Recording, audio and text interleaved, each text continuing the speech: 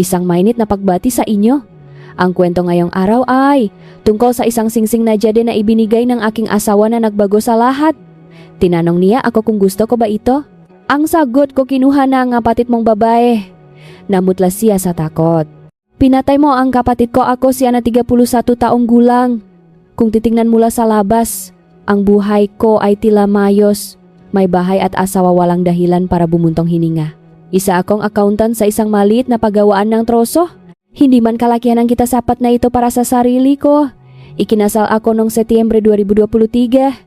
Sabi nila kapag dumating na ang tamang panahon, kailangan ko lang maganap ng taong makakasama sa paglalakbay ng buhay. Ang asawa ko ay si Marco, 3 taon ang tanda sa akin. Si Marco ay mahinahon magsalita, kaya naman ang tingin sa kanyang lahat ay isang mabuting asawa.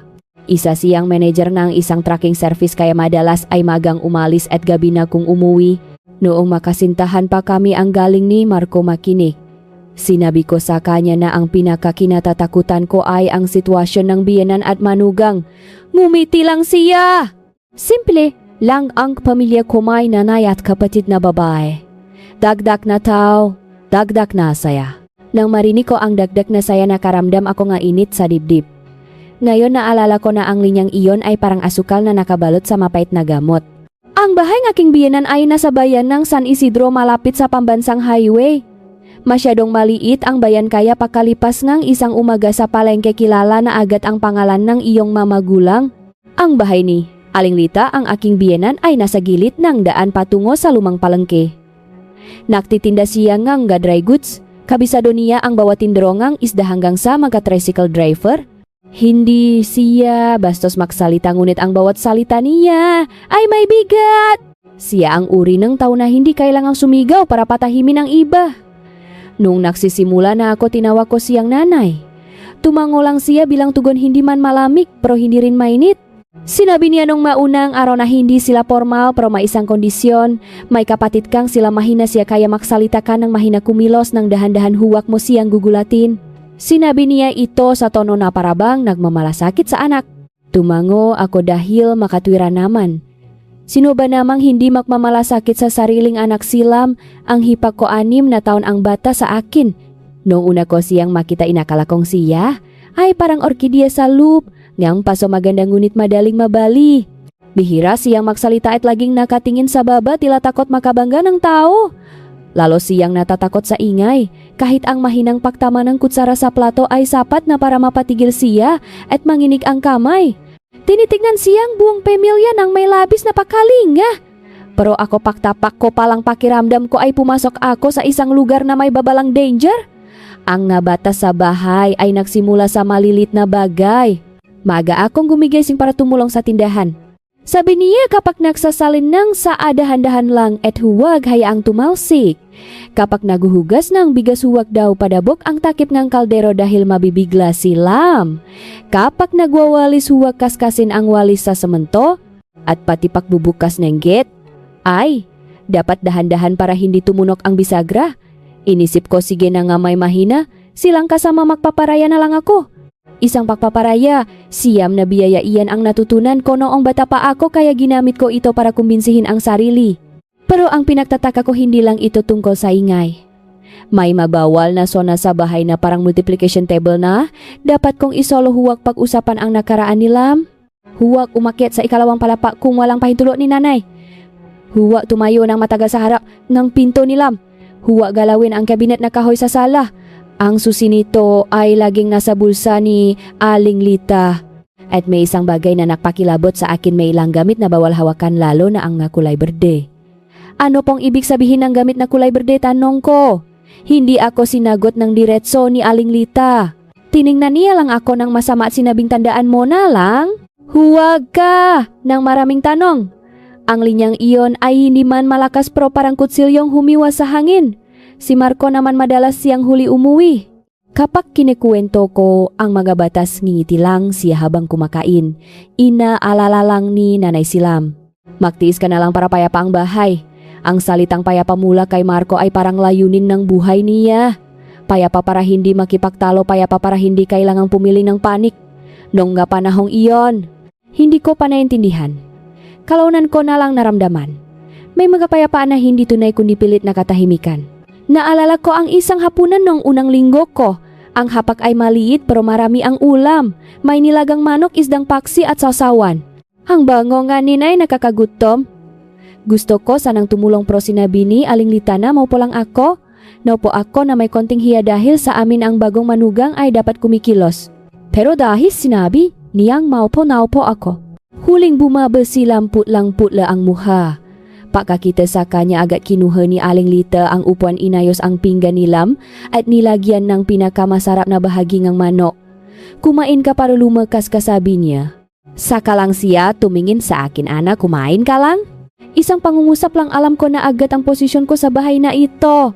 Si Marco na nakaupo sa gitna ay nilagyan ang pinggan ko ng isda. Kumain ka na, mahinang sabi niya. Tiningnan ko ang isda. May halo. Ne init at asim ang nararamdaman ko, init dahil naalala pa rin ko. Ne asawa ko asim dahil ang aksyon iyon ay tila pagtatakip lang sa danggal ko sa harap. Ne nanay niya pero hindi sapat para baguhin ang sistema. Habang kumakain, aksidente kong nahulog ang chopsticks ko sa semento. Tuno na napakahina pero para kailam ito ay parang pagsabok. Hawa niya ang dibdib niya, dilat ang mamata. Agad ibinaba ni Aling Lita ang kutsara at humarap sa akin, ano ang ginagawa mo? Ang tanong ay parang sinadya ko. Nautal akong sumagot, pasensya na po, hindi ko sinasadya. Agad akong ipinagtanggol ni Marco, nanay, hindi lang po sinasadya ni Ana. Hindi na nagsalita si Aling Lita, hinilalang ang upuan palapit kay Lam, hinaplos ang likot nito at tinignan ako ng masama. Mag-ingat ka mula ngayon. Walang nagsalita, nawala ang gana sa pagkain.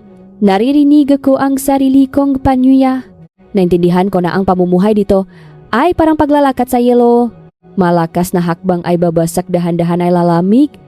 At ang pinakamalamig ay ang tingin nila sa akin bilang dahilan ng lahat ng gulo. Nang gabing iyon, habang naglilikpit ako, nakita ko ang pinto sa ikalawang palapak na may karakdagang trangka. Ang pinto ni Lamay nasa dulo ng pasilyo, lagi nakasara, at sa ilalim nito ay may mahinang dilaw na liwanag. Kakatingin ko palang narinig ko na ang mahinang ubo ni Aling Lita sa likod ko.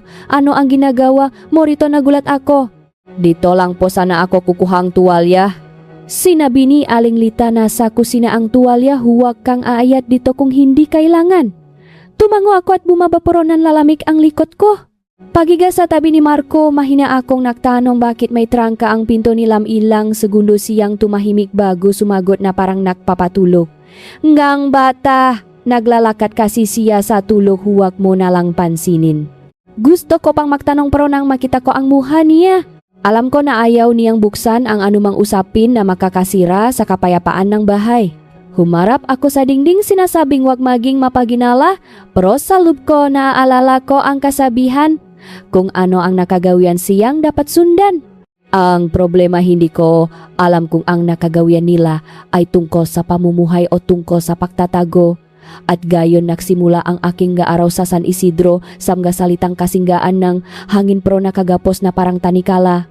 Hindi ko pa rin alam kung ano ang kulay berde. At hindi ko alam kung bakit bawal pag-usapan ang nakaraan ni Lam. Alam ko lang na mula nang pumasok ako sagad na iyon hindi na ako bisita, pero hindi rin ako kailanman tinuring na kapamilya. Ang paghahanda sa Kapaskuhan sa San Isidro ay may kakaibang pagmamadali. Hindi pa sumisikat ang araw, ang palengke ay maingay na samga motor at sigawan ng mga nagbebentang gulay at karne. Bago pa lang ako manugang nag-aral, palang sa nakagawian. Pero si Aling Lita ay nakaplano na ang lahat. Isang umaga nakatayo siya sa kusina, may hawa na maliit na listahan. Tiningnan ako mula ulo hanggang paat. Sinabi, Ana, hugasan mo ang nga dahon, linisin ang nga gulay. Mamayang tanghali maghanda tayo para sa magabisita, ayusin mo ang nga gamit sa tindahan, huwag kang makakalat. Tumango ako at nagsimulang kumilos. Ini isip na dahil panahon ng Pasko nararapat lang na maging masipag. Nahukas ako makadahon, naklilinis na makakulay. Ang amoy ng Pasko ay humalo sa amoy ng sabon.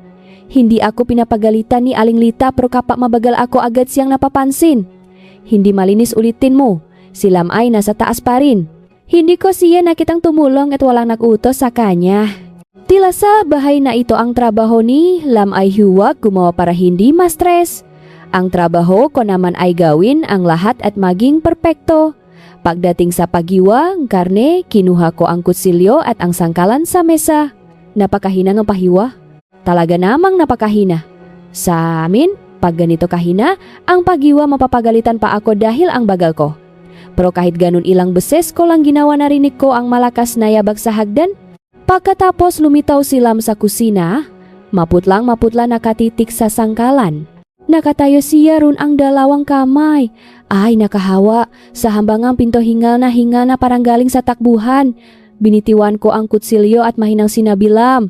Okay ka lang hindi sumagot si Lam.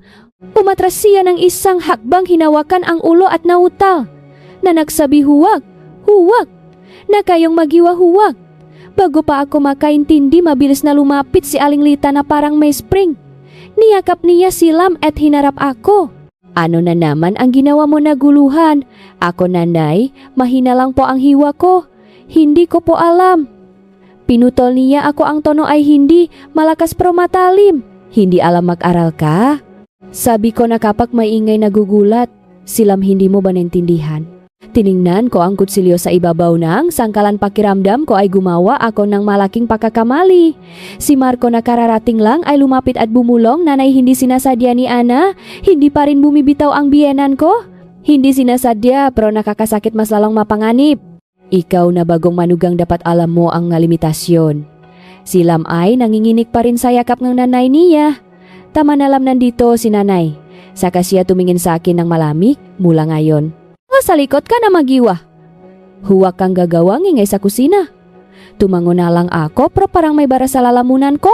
Sabi nila ang masarap na pagkain ay hindi nakakalimutan pero ang sakit sa loob ay mas mahaba ang kapit. Hinila ako ni Marco sa lababo at bumulong. Intindihin mo na lang matagal nang mahina ang loop niyan payapa lang ang kailangan natin. Tiningnan ko si Marco gusto kong itanong kung anong klase ng kahinaan pero umiwas siya ng tingin. Ang pakiwas na iyon. Ay, mas masakit kaysa sa paksitang nanay niya dahil naramdaman ko na may alam siya. Pero pinili niyang manahimik. Tanghalin nun, ginawa ko ang lahat ayon sa utos na giwa. Sa likod kumilos ng mahina nagsalita, ng mahina naglinis ng kusina. Panay ang tingin ni Aling Lita sa akin na parang nag-check ng homework. Para akong estudyante sa harap ng masunggit na guro. Habang kinukuha ko ang garapon ng mga sangkap aksidenteng nakita ko ang cabinet na kahoy sa gilid ng sala. Hindi ito bago madilim ang kulay kahoy makinis ang ibabaw na parang laging nililinis. At lalo na ang kandado ay nakalaylay sa hawakan. Nakatingin lang ako nang marinig ko si Aling Lita sa tindahan. Huwag mo ang gagalawin yan. Nagulat ako at humarap. Opo, tinitignan ko lang. Lumapit si Aling Lita, ang tono ay mababa pero sigurado. May mga bagay sa bahay na ito na hindi para sa sismis ngang manugang. Gawin mo na lang ang trabaho mo. Nakatayo ako na parang napako. Ang pangungusap na iyon, ay hindi mura hindi galit pero malinaw ang hangganan. Ako ay kasama sa bahay pero hindi kasama sa buhay nila.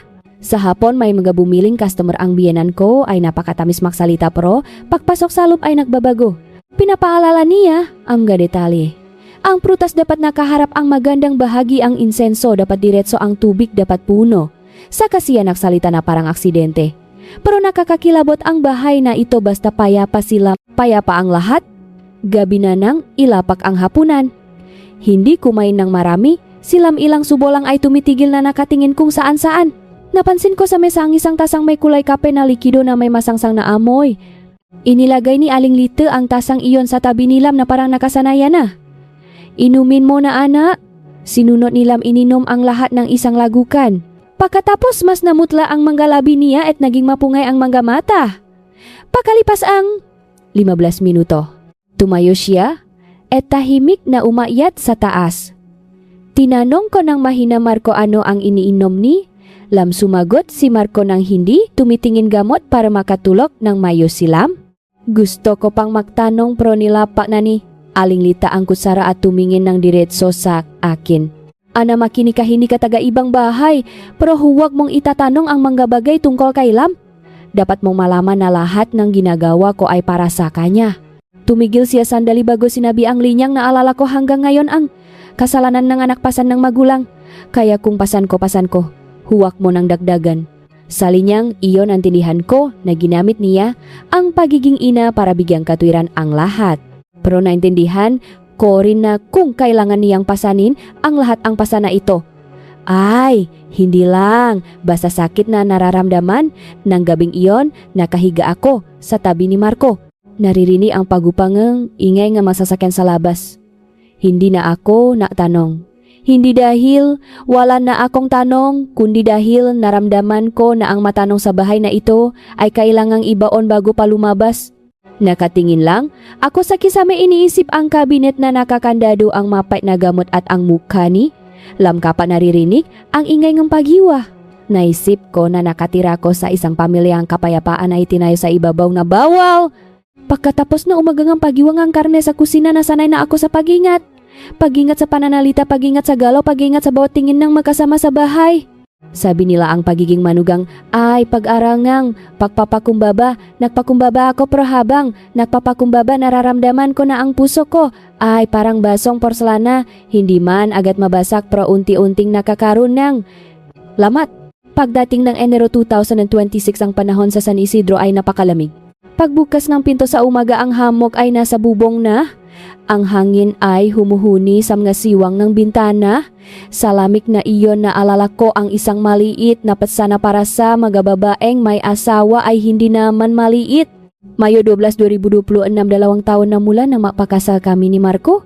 Hindi naman ako mahili sa mga selebrasyon pero umaasa pa rin ako sa simpleng bagay, isang maayos na hapunan, isang simpleng kamustahan. Sapat na ang napagod ka ba para gumaan ang pakiramdam? Pero noong umaga ang Mayo 10 habang kumakain ng agahan sinabi ni Marco nang walang pakundangan bukas magtatrabaho ako sa ibang bayan sa lupang 3 araw urgen daw. Sinabi niya ito na parang nagbabasa ang anunsyo. Hawak ko ang mainit na lugaw nang tumigil ang kamay ko. Eksakto sa anibersaryo natin na alala mo ba tiningnan ako ni Marco at ngumiti ng pilit para makaiwas? Siyempre pero biglaan ang trabaho, babawi na lang ako pa uwi. Ang salitang babawi na lang ay napakagaan sa pandinig niya pero sa akin mabigat na parang bato. Minsan ang manggababay ay hindi nangangailangan ng malaking selebrasyon, kailangan lang nilang malaman na nasa puso tayo ng asawa natin sa tamang posisyon. Hindi ako nakipagtalo dahil sa bahay na ito ang makipagtalo ay pagpapagod lang sa sarili. Tumanggo lang ako at nagpatuloy kumain. Ang lamig ng tubig ay nanunuot sa mga kamay ko pero mas nanunuot sa loob ko. Narinig ni Aling Lita ang usapan.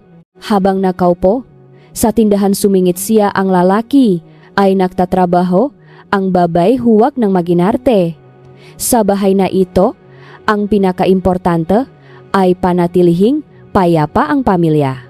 Sinabi niya ang payapa na parang isang katotohanan. Tumango ako pero sa loob ko ay may sumibol na hindi magandang kaisipan.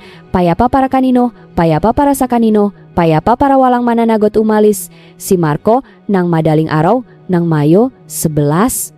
Dala, ang bak nagbilin lang ng kaunti bago pinaandar ang motor. Nakatayo ako sa pintuan, tinitignan siya hanggang sa mawala sa hamok. Narinig ko ang pakpikit ng gate, biglang lumaki ang bahay, ramdam ko ang kawalan. Salup tuloy ang trabaho.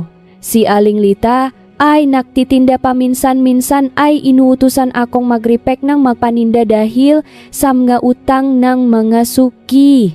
Ginawa ko ang lahat ng walang reklamo. Pero habang nagtatrabaho pakiramdam ko ay isa na lang akong anino. Hapon ng Mayo 12, nakusanglob akong gumising ng maaga.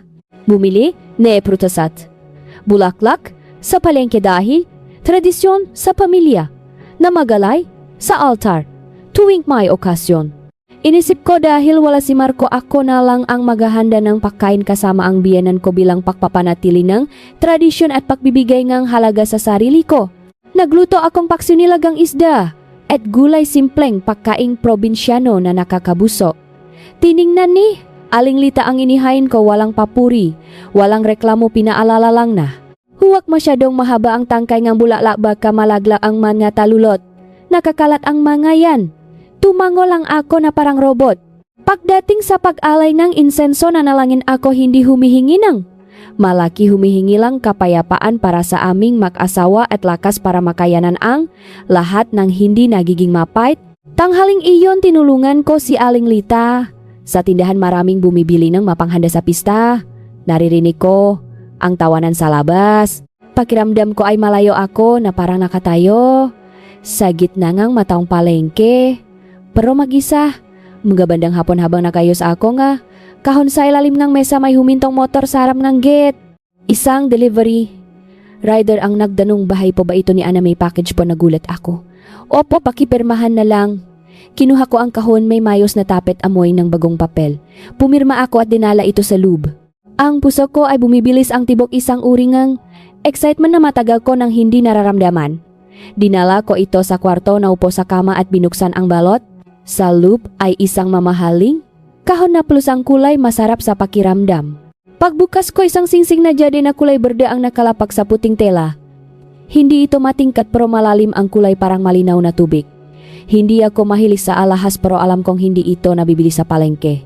Natihilan ako, ilang segundo. Tapos naramdaman ko ang pag-init ng loob ko. Inisip ko agad si Marco, maaring wala siya rito pero naalala niya ako. Maaring hindi siya matamis magsalita pero may ginawa siyang espesyal para sa akin. Sinukat ko ito sa daliri ko, sakto ang sukat. Hinarap ko ang salamin, isang kakaibang pakiramdam ang sumibol, masaya pero malungkot. Masaya dahil nakatanggap, malungkot dahil kailangan pang maghintay ng regalo para maramdamang may halaga ako. Kinuha ko ang cellphone para kuhanan ng litrato, ang kamay ko na may singsing balak kong ipadala kay Marco. Ang madaliri ko ay nagswipe sa chatbox pero tumigil ako. Naalala ko ang sinasabi ng biyenan ko tungkol sa huwag maginarte at ang nakagawiang panunuri sa bahay na ito. Pinatay ko ang screen, huminga ng malalim, inisip kong mamaya na lang kapag tumawag si Marco. Lumabas ako sa pasilyo, balak tulungan ang biyenan ko sa kusina. Pakakpangku. Biglang may naramdaman akong nakatingin. Tumingin ako sa itaas, sa hagdan ng ikalawang palapak nakatayo si Lam. Hindi siya bumababa, nakatayo lang sa huling baitang hawak ang rehas. Matalim siyang nakatingin sa daliri ko. Ang tingin ni Lam ay hindi nakatulad ng dati na parang walang buhay. Matindi ito at madilim, parang may kung anong humila sa kanya. Balak ko siyang tawagin pero parang may humarang sa lalamunan ko. Nakatayo si Lam sa hagdan, nakatingin ng diretso sa daliri ko. Tinawag ko siya ng mahina, pero ang boses ko ay mas mahina pa sa hangin. Hindi sumagot si Lam, dahan-dahan siyang bumaba sa bawat baitang. Ang pagbagal niya ay nakakainis dahil hindi ko alam kung lalapit ba siya para makipag-usap o para gumawa ngang hindi maganda. Tumigil ako at inisip na baka na-curious lang siya. Normal lang sa mga batang tumingin sa magandang bagay. Pero nang makarating siya sa landing, nakita ko ang pagipit ng hawak niya sa rehas. Naamumutla ang mga buko enge daliri niya. Para siyang nagising mula sa mahabang pagtulog, may kakaiba sa mga mata niya. Hindi na ito yung dati na parang walang buhay. Umatras ako ng kalahating hakbang, ang instinto ko ay gustong lumayo. Hindi ko alam kung bakit biglang pumasok sa isip ko ang sabi ngang nanay ko.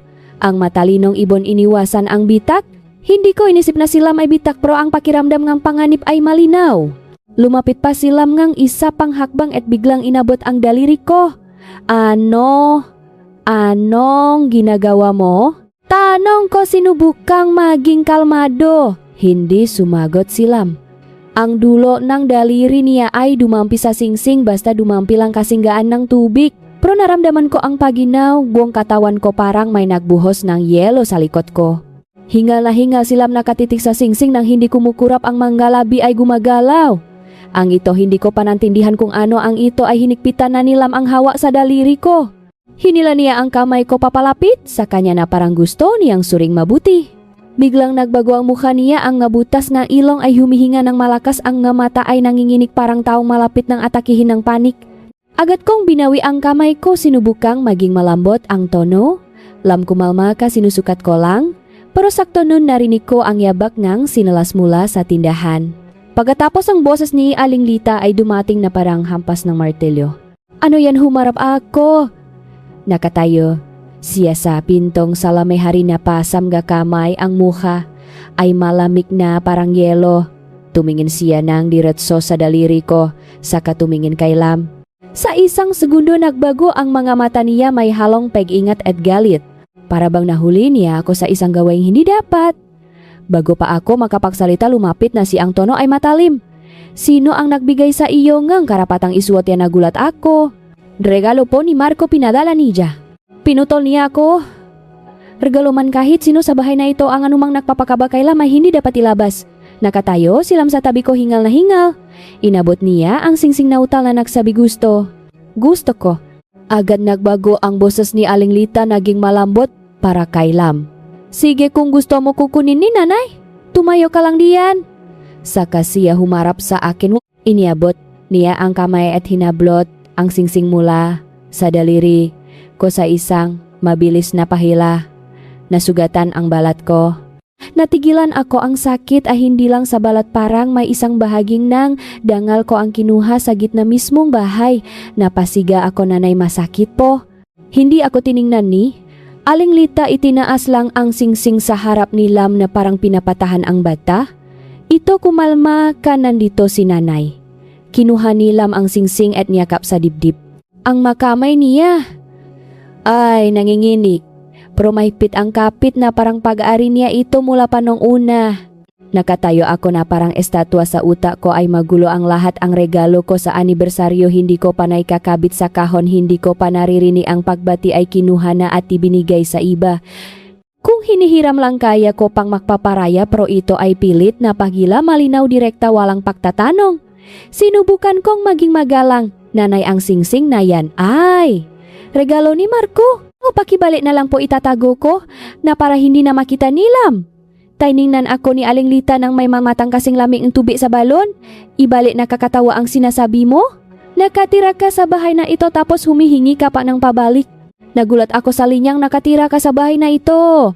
Apat na salita na akala mo ay maluwag sa lupro sa katunayan ay ginagamit para gawing batayan kung sino ang mas malakas ang boses. Hindi pa ako nakakasagot ng muling magsalita siya na may halong pangungutya bagong manugang na nag-inarte agad. Alam mong mahina si Lam kung gusto niya ibigay mo na. Huwag kang maging sakim. Mawawalan kang swerte. Ang puso ko ay mabilis ang tibok hindi dahil sa takot kundi dahil sa galit. Nagpakumbaba ako sa kusina sa ingay sa bawat galaw. Pero ang magpaparaya pati sa regalo ay parang paglibing na rin sa sarili ko. Niyakap ni Lam ang singsing. Umatras ng paunti-unti paakyat ng hagdan.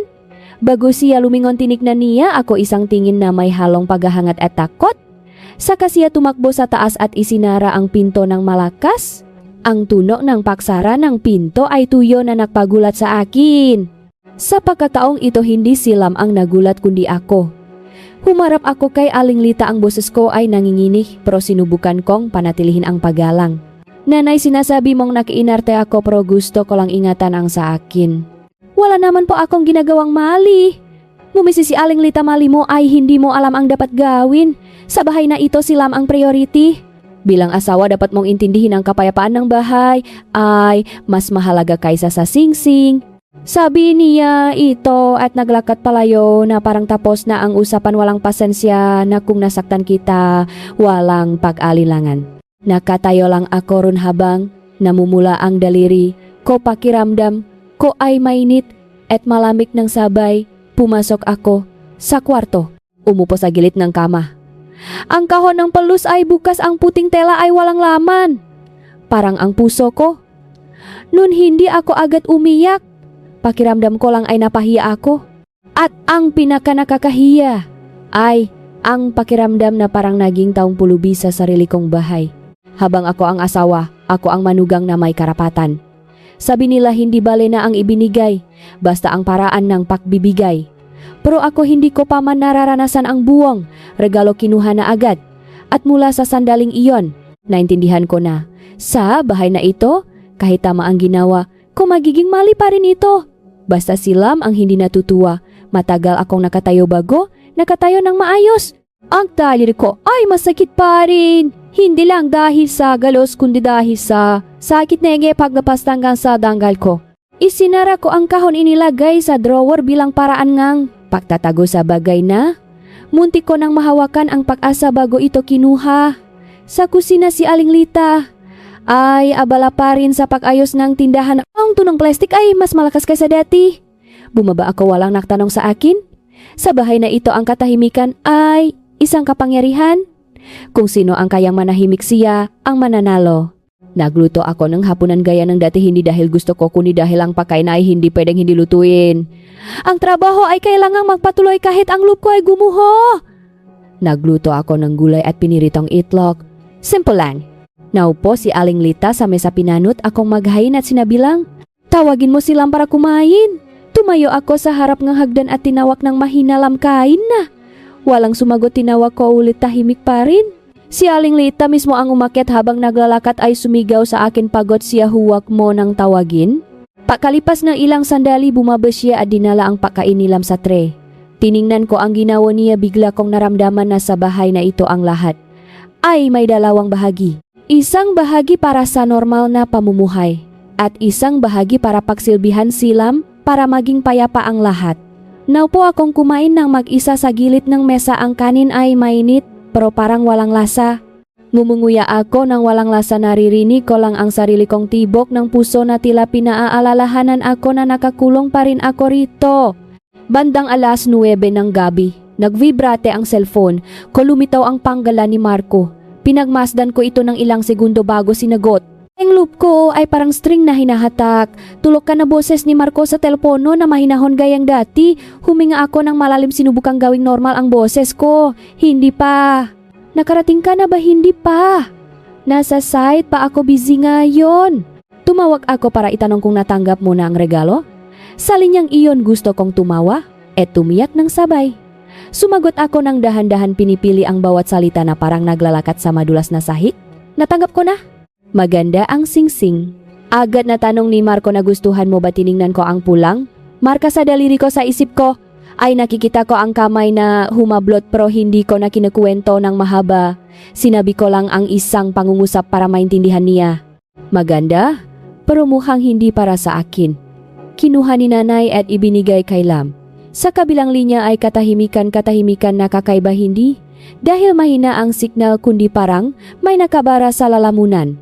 Naririnig ko pa ang pahinga ni Marco na unti-unting bumibigat. Akala ko sasabihin niya na kakausapin niya ang nanay niya o kahit malang nasaktan ka ba, naghintay ako, pero biglang tumaas ang boses ni Marco na parang may pumipikil sa leeg niya. "Ano ang sinabi mo?" Nagulat ako. Sabi ko, "Kinuha ni nanay at ibinigay kay Lam." Hinawakan ni Lam. Hindi pa ako tapos sumigaw na si Marco sa telepono. Sigaw talaga, ang boses ay parang taong nagpapanik. "Panginoon ko, ano ang ginawa mo, Ana? Gusto mo bang patayin ang kapatid ko?" Natigilan ako, nawala ang isang tibok ng puso ko, parang nabingi ako. Tanong ko ulit, akala ko ay mali ang narinig ko. "Ano ang sinabi mo?" Hindi nakpakumbaba si Marco. Tuloy-tuloy siyang nagsalita na parang nagpaparusa. "Pinatay mo ang kapatid ko. Pinatay mo ang kapatid ko. Ana, alam mo ba kung ano ang singsing na iyon? Hinigpitan ko ang hawak sa cellphone. Ang boses ko ay nanginginig pero sinubukang maging matatag. Marco, kumalma ka." Wala akong ginawa. Tinanggap ko lang ang regalo, sinukat ko tapos kinuha ni nanay at ibinigay kay Lam. Hindi pa nga ako nakakapagsalita kay Lam. Tumawa ng mapait si Marco, parang kinikilabutan ako. Hindi pa nakakapagsalita, ang makita lang niya iyon ay sapat na. "Masyado kang masama, nakaramdam ako nga, bara hanggang dito ay naintindihan ko na, sa paningin niya hindi na ako asawa, ako na ang dapat managot sa lahat ng kaunay kay Lam." Kahit wala akong karapatang magdesisyon, mabilis akong sumagot para kumapit sa konting hustisya. Marco, kinuha ang singsing sa harap ko. Anong karapatan ko para sabihing masama kung may mangyari ang gumawa mismo ay si nanay? Dapat si nanay ang tanungin mo, hindi ako. Sa kabilang linya ay may katahimikan ng isang segundo tapos sumigaw si Marco. Sa pagkakataong ito, hindi na ito panik kundi galit. "Huwag mong idamay ang nanay ko, ginagawa niya ito para kay Lam at ikaw ang pumasok sa bahay namin. Alam mong mahina si Lam." Tapos pinutol ko siya, "Hindi na ako pwedeng maging mahina. Alam kong mahina si Lam kaya nagparaya ako sa lahat, pero ang pagpaparaya ay hindi nangangahulugan na hayaang kinuha ang lahat. Subukan mong ilagay ang sarili mo sa posisyon ko, regalo para sa anibersaryo ko yan." Sumigaw si Marco na nagpatigil sa akin. "Ngayon naisip mo pa ang anibersaryo? Kung may mangyari kay Lam, hindi kita papatahimikin. Pakiramdam ko ay tuyong-tuyo ang lalamunan ko." Gusto kong itanong kung ano ang nangyari kay Lam. Gusto kong malaman ang detalye dahil ang boses ni Marco ay parang nakakita ng aksidente. Pero bago pa ako makatanong sinabi niya ang linyang parang nakselyo sa nuko. Manatili ka diyan, uwi ako agad. Tapos ay narinig ko ang tot ng telepono, pinutol niya ang tawag. Nakabukas ang bibig ko, ang telepono ay nakadikit pa sa tenga ko, sa isip ko. Ay may isang pangungusap na paikot-ikot, pinatay mo ang kapatid ko. Isang pangungusap na napakalayo sa katwiran pero nagpapanalamig sa akin dahil galing mismo sa bibig ng taong pinakasalan ko. Lumabas akong kwarto, naglakat sa kusina na parang tuliro. Si Aling Lita ay nakatayo sa ilalim ng ilaw. Nililinis ang baso, pagkakita sa akin ay nagtanong. Nang direkta tumawag si Marco, tiningnan ko siya. Ang labi ko ay gumagalaw, gustong magsalita pero tumigil na lang. Ano ang sasabihin ko na ang anak niya? Ay sumigaw sa akin sa telepono na ako ay kinasuhan dahil lang sa isang singsing hindi pa ako nakakapagsalita ng sa itaas ay biglang may narinig na malakas na ingay, parang may nahulog sa sahig. Pagkatapos ang pahinga ng malakas ang ingay ngang ma, tumatakbong yapak. Mabilis na binitiwan ni Aling Lita ang baso at tumakbo pakyat ng hagdan. Sumigaw siya ng malakas, lamlam, nakatayo ako sa paang ng hagdan. Ang makamay at paa ko ay nanghihina sa isang sandali. Yan, naintindihan ko na ang kapayapaan na sinasabi nila ay hindi pala tunay na kapayapaan kundi isang marupo na estado. Isang galaw lang ay babasak na. At kapag nabasak, ako ang unang hilahin para managot. Ang ingay sa taas ay huminto, si Aling Lita ay tumakbo na parang nawawala sa sarili. Nakatayo ako sa paanan ng hagdan, ang makamay at paa ko ay nanghina pero tumakbo ako kasunod. Hindi dahil mahal ko silam hanggang sa makalimutan ang samangang loop, kundi dahil sa bahay na ito. Kapag may nangyari, ako ang unang ilalabas para sisihin.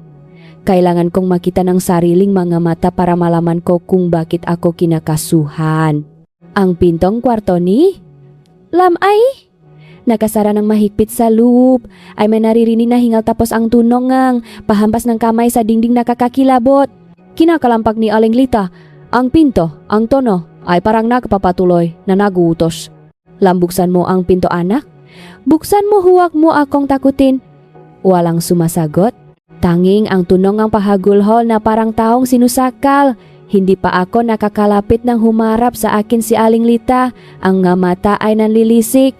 Lumayo ka, huwag kang tatayo. Malapit sa pinto niya. Napalunoki, ako lalayo. Ako pero papagalitang. Lalapichi, ako lalonggi, ipagi babawaw. Pakiramdam ko ay isa na lang akong basurang gamit sa bahay na tinutuluyan ko.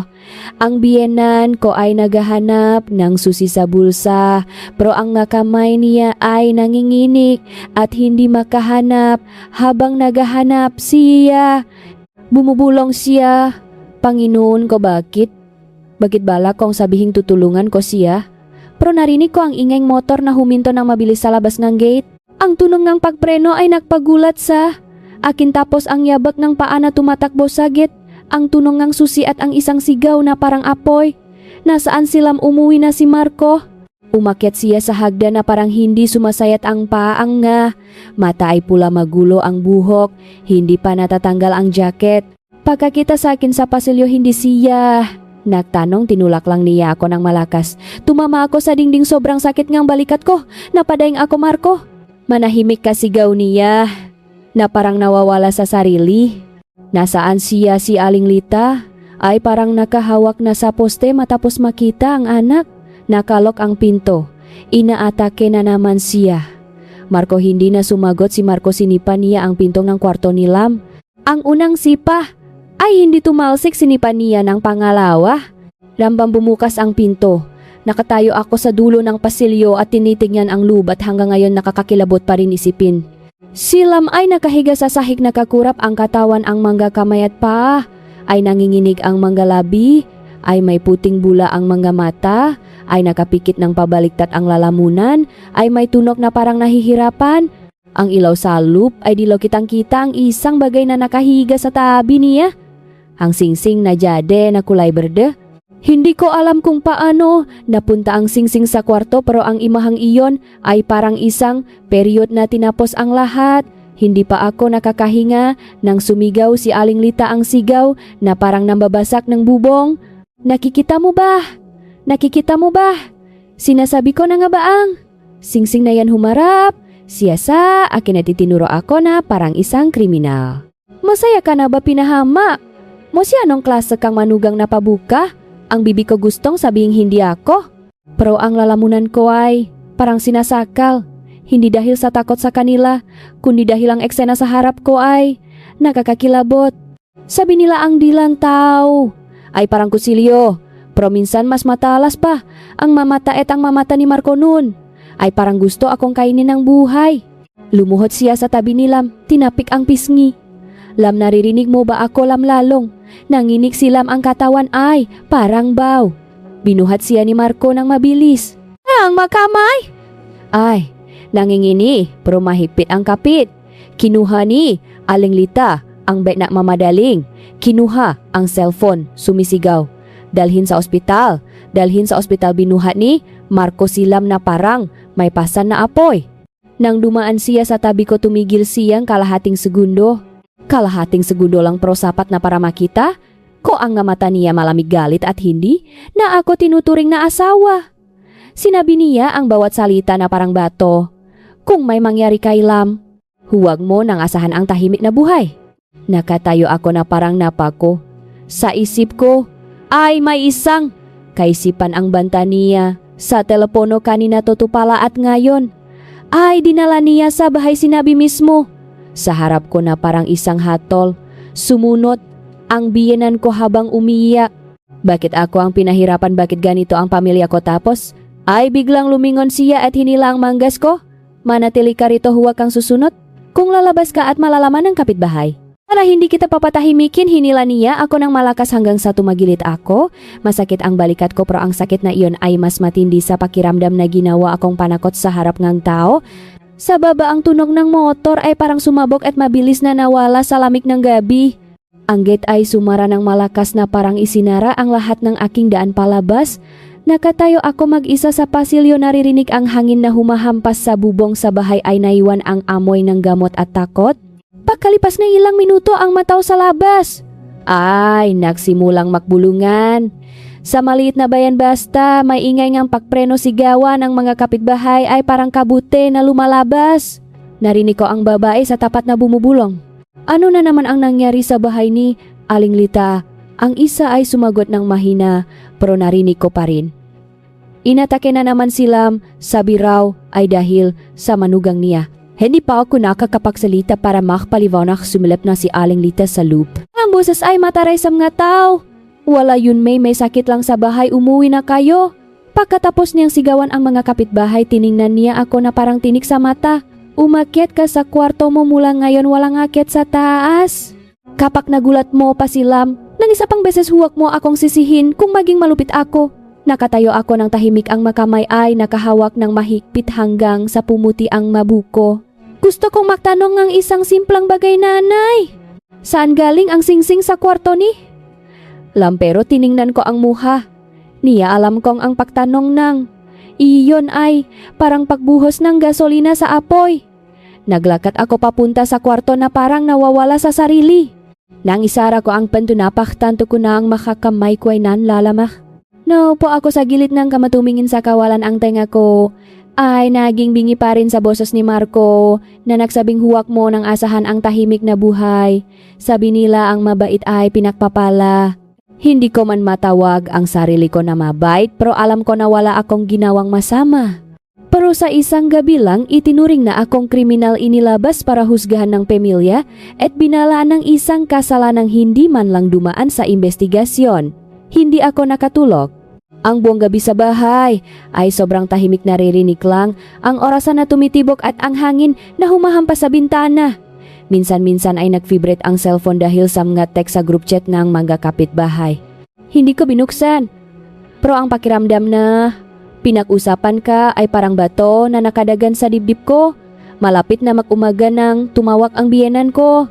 Ang boses niya ay paos wala na ang talim ngang gabi pero bawat salita ay bakal parin. Hindi na ano ang nangyari kay Lam, pinawi ng doktor para bantayan. Magising ka ng maaga at linisin ang bahay huwak mong hayaang makakita siyang kalat. Sabi niya at ibinaba ang telepono nang hindi man lang ako kinamusta. Naglinis akong sahig. Naglinis ng kusina na gugas. Nang bawat baso na parang baka may nakadikit pang ebidensya ang gabi. Nang sumikat ang araw narinig ko ang motor sa labas. Inalalayan ni Marco silang pababa. Nakasuot siya ng mahabang kot na kayuko ang ulo ang nga mata ay mapungay na parang galing sa malayo. Pero hindi sa malayong lugar kundi malayo sa kanyang sarili. Kasunod ang biyenan ko isang kamay ang nakahawak sa balikat ni Lam, ang isa ay hawak ang bag ng gamot. Lumapit ako sa porch mahinang sinabi Lam, "Okay ka?" Naba hindi tumingin si Lam, umiwas siya sa tingin ko at nanginginig ng bahagya na parang may narinig na ingay sa ulo niya. Agad hinila ni Aling Lita si Lam nang malapit humarap sa akin nang may babalangga, "Mata lumayo ka." Natigilan ako. Si Marco rin ay naroon, tiningnan ako, hindi na ito ang tingin ng asawa sa asawa. Parang tingin ng tao sa isang abalang nakakaabala na gusto nilang itabi para maging payapa ang sitwasyon.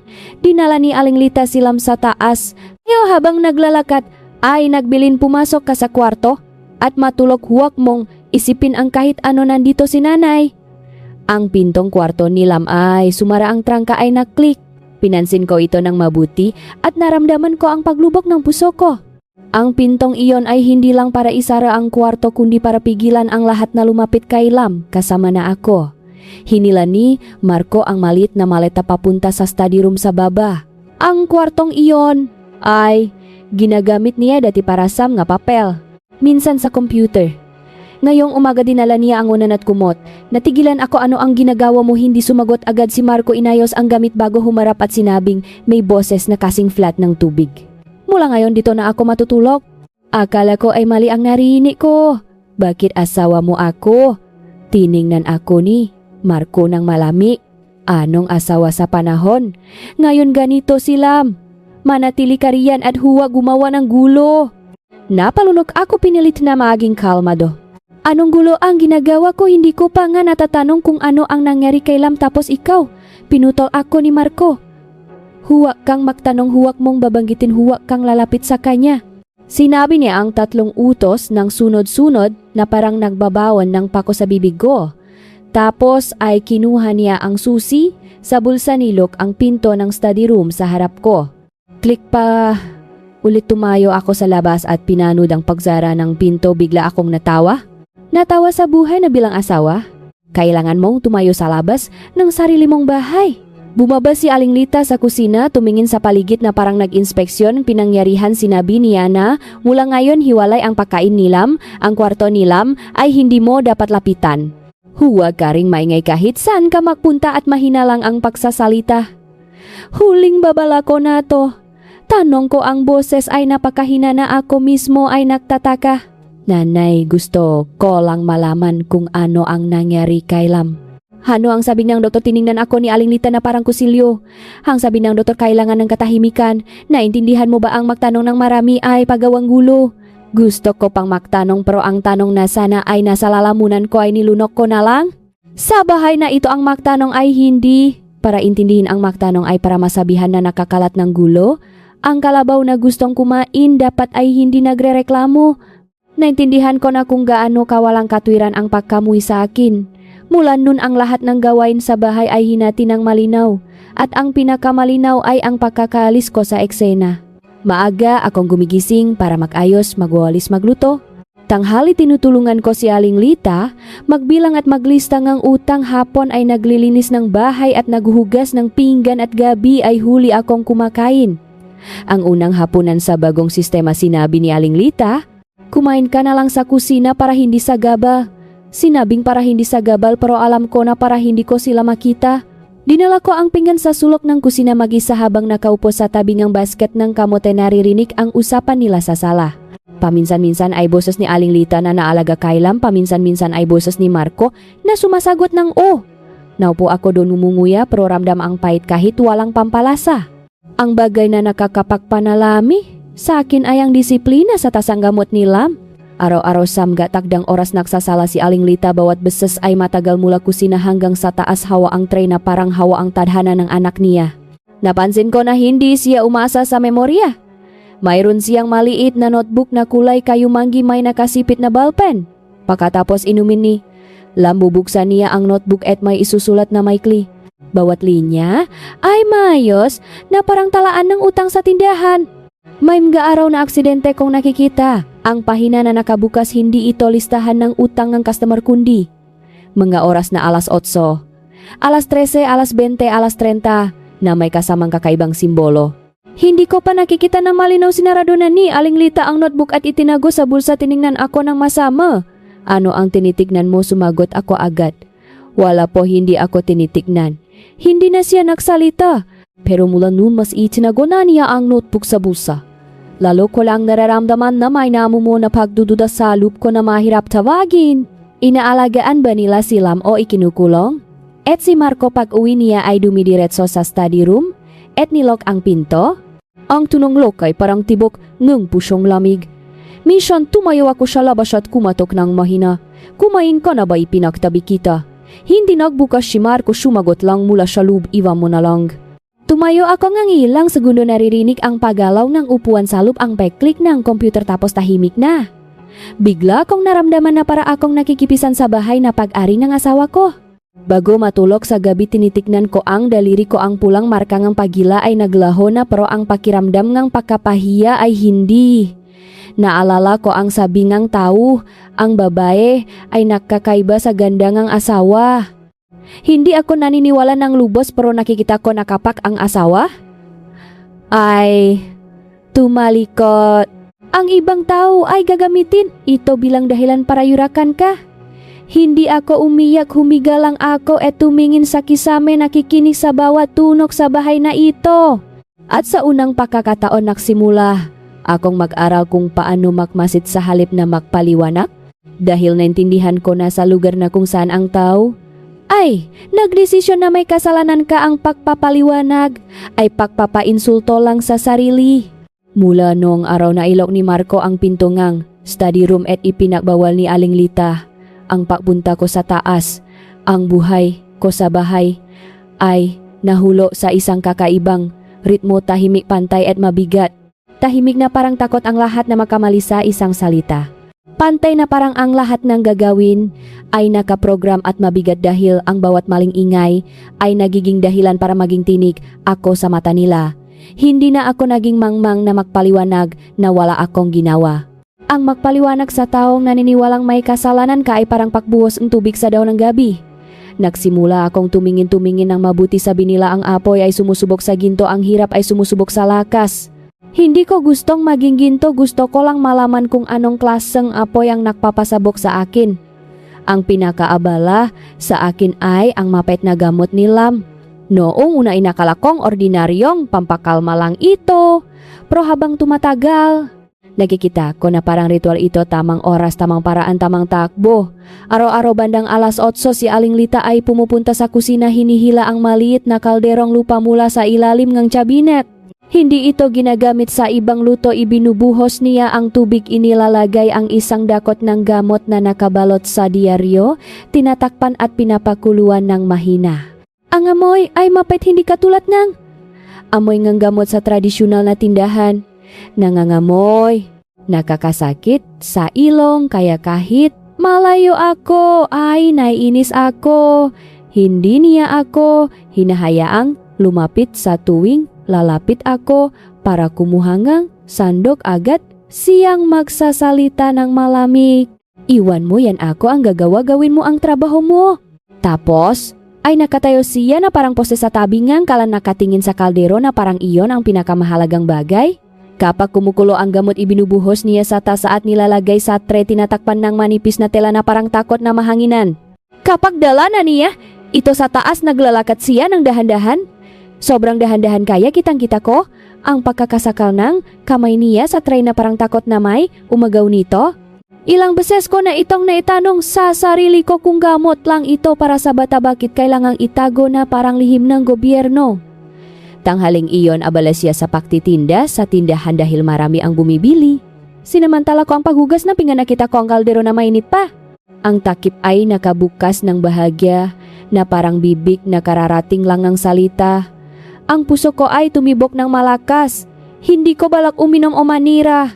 Gusto ko lang malaman kung ano iyon para sa hinaharap kung may mangyari hindi ako maiwan sa dilim. Tumingin ako sa labas ang pintong kusina na katalikod siya abala sa customer. Lumakat ako ng dahan-dahan na parang magnanakaw sa sarili kong bahay. Binuksan ko ang takip no kaldero, ang mapait na amoy ay sumalubong sa akin. Sa ilalim ng kaldero ay may latak na kulay kape na malapot. Hindi ako nangahas kumuha ng marami. Kumuha lang ako ng kaunting latak na kasing laki ng dulo ng daliri inilagay sa tisu binalot at itinago sa bulsa ng apron ko. Ginawa ko ito nang mabilis hinintay ang mainit na ayos gaya ng dati. Ang puso ko ay parang tambol sa bilis. Isang maliit na bagay lang pero ang kamay ko ay nanlalamig. Naintindihan ko na sa bahay na ito. Ang bawal. Ay, hindi lang. Ang kwarto ni. Lam kundi lahat ng tanong. Hapon gaya ng dati dinala ni. Alinglita ang tray sa taas. Nakatayo ako sa kusina, naririnig ang tunong. Sinalas niya sa hagdan tapos ang tunong ang pinto na bumukas pagkatapos ay katahimikan. Pakalipas ng 20 minuto bumaba si Lam. Naglalakat siya ng dahan-dahan, ang mga mata ay malabo parang taong hinalungkat ang liwanag mula sa mga mata. Hindi, siya tumingin sa akin, hindi rin sa nanay niya. Dumiretso siya sa sofa. Naupo na parang niyayakap ang tuhod, bumuntong hininga. Tinitigan ko ang eksenang iyon na nakapagpalungkot sa loob ko, hindi dahil sa simpatya ngang manugang sa hipak kundi sa isang uri ngang takot. Lungkot dahil parang nakakulong siya sa loob ngang sarili niyang katawan, takot dahil hindi ko alam kung ano ang ginagawa ngang gamot na iyon sa kanya. Hanggang gabi may isa pang bagay na lalong nakapagpakilabot sa akin. Si Alinglita ay lumabas sa tindahan ng mas maaga sa karaniwan. Tumayo siya sa harap, nganggit tumingin sa kaliwa at kanan. Saka pumasok na may dalang isang itim na supot, yung makapal na supot na walang nakasulat. Hindi siya dumaan sa kusina gaya ng dati. Niyakap niya ang supot ng may hipit at dumiretso sa tos. Nakatayo ako sa kusina na kukunwaring naglilinis, pero ang mamata ko ay nakasunod sa bawat hakbang niya. Nang makarating siya sa pasilyo, bumukas ang pinto ng kwarto ni Lam. Siguro akala niya ay abala ako sa kusina. Ibinaba ko ang basahan. Lumakat ng dahan-dahan sa paanan ng hagdan, tumingala. Sa siwang ng pinto nakita ko ang isang sulok ng kwarto. Ang puso ko ay tumibok ng malakas. Ang kwarto ni Lam ay hindi katulad ng kwarto ng isang 25 anyos na babae, walang teddy bear, walang litrato ng mga kaibigan, walang makalat na cute na nilalaro ng mga kabataan. Sa halip nakita ko ang higaan na nakadikit sa pader, may harang sa makabilang gilid na parang higaan sa ospital. Ang bintana ay may bakal na baras. Ang gamit ay napakakaunti, mayo sa isang malamig na paraan, parang pinilit nilang burahin ang anumang bakas ng pamumuhay. Nakita ko rin ang isang trangka sa loob na makapal ang pakakakabit na parang trangka sa bodega. Nakatayo ako nang hindi makagalaw. Sa utak ko ay may isang pangungusap. Ang malinis na bahay ay malamig, ang malinis na pinggan ay masarap. Pero ang kwarto na iyon ay malinis sa paraang nakakatakot malinis na hindi pinapayagang umiral ang isang natural na buhay. Pumasok si Alinglita sa kwarto, isinara ang pinto. Ang tunok ng paksara ay tuyo at mayos. Nakmadali akong bumalik sa kusina na kunwaring naklilinis, pero ang loob ko ay nanghinig. Noon hindi ko na inisip na simpleng mahina lang si Lam kaya kailangang panatilihing payapa. Hindi ito ay pagpapanatili sa ibang kahulugan. Pagpapanatili gaya nga pagpapanatili sa taong hindi pinapayagang maging malaya. Pagpapanatili gaya nga pagpapanatili sa lihim na pwedeng magpabagsak sa buong bahay. Kung nakikinig kayo hanggang dito sa inyong lahat, hayaan ninyong magsalita ako ng tapat. Kung sa tingin ninyo ay nakaka-curious ang kwento at gusto ninyong malaman kung paano mabubuksan ang katotohanan sa loob ng bahay na iyon, mangyaring mag-iwan ng like at komento para makaroon ng motibasyon ang channel. At kung kayo ay nasa posisyon na pinagbibintangan, pinagbabawalan, magtanong at itinutulak sa gilid gaya ko, ano ang gagawin ninyo? Iwan ang komento sa ibaba. Sapat ba ang kalmado ko para mahanap ang ebidensya nang hindi ko nalalagay ang sarili ko sa panganib na upo ako sa upuan sa kusina, ang dalawang kamay ay makadikit, sinubukang huminga ng pantay. Alam kong nakakita akong bagay na hindi dapat makita, pero ang nakita na ay hindi na pwedeng balewalain.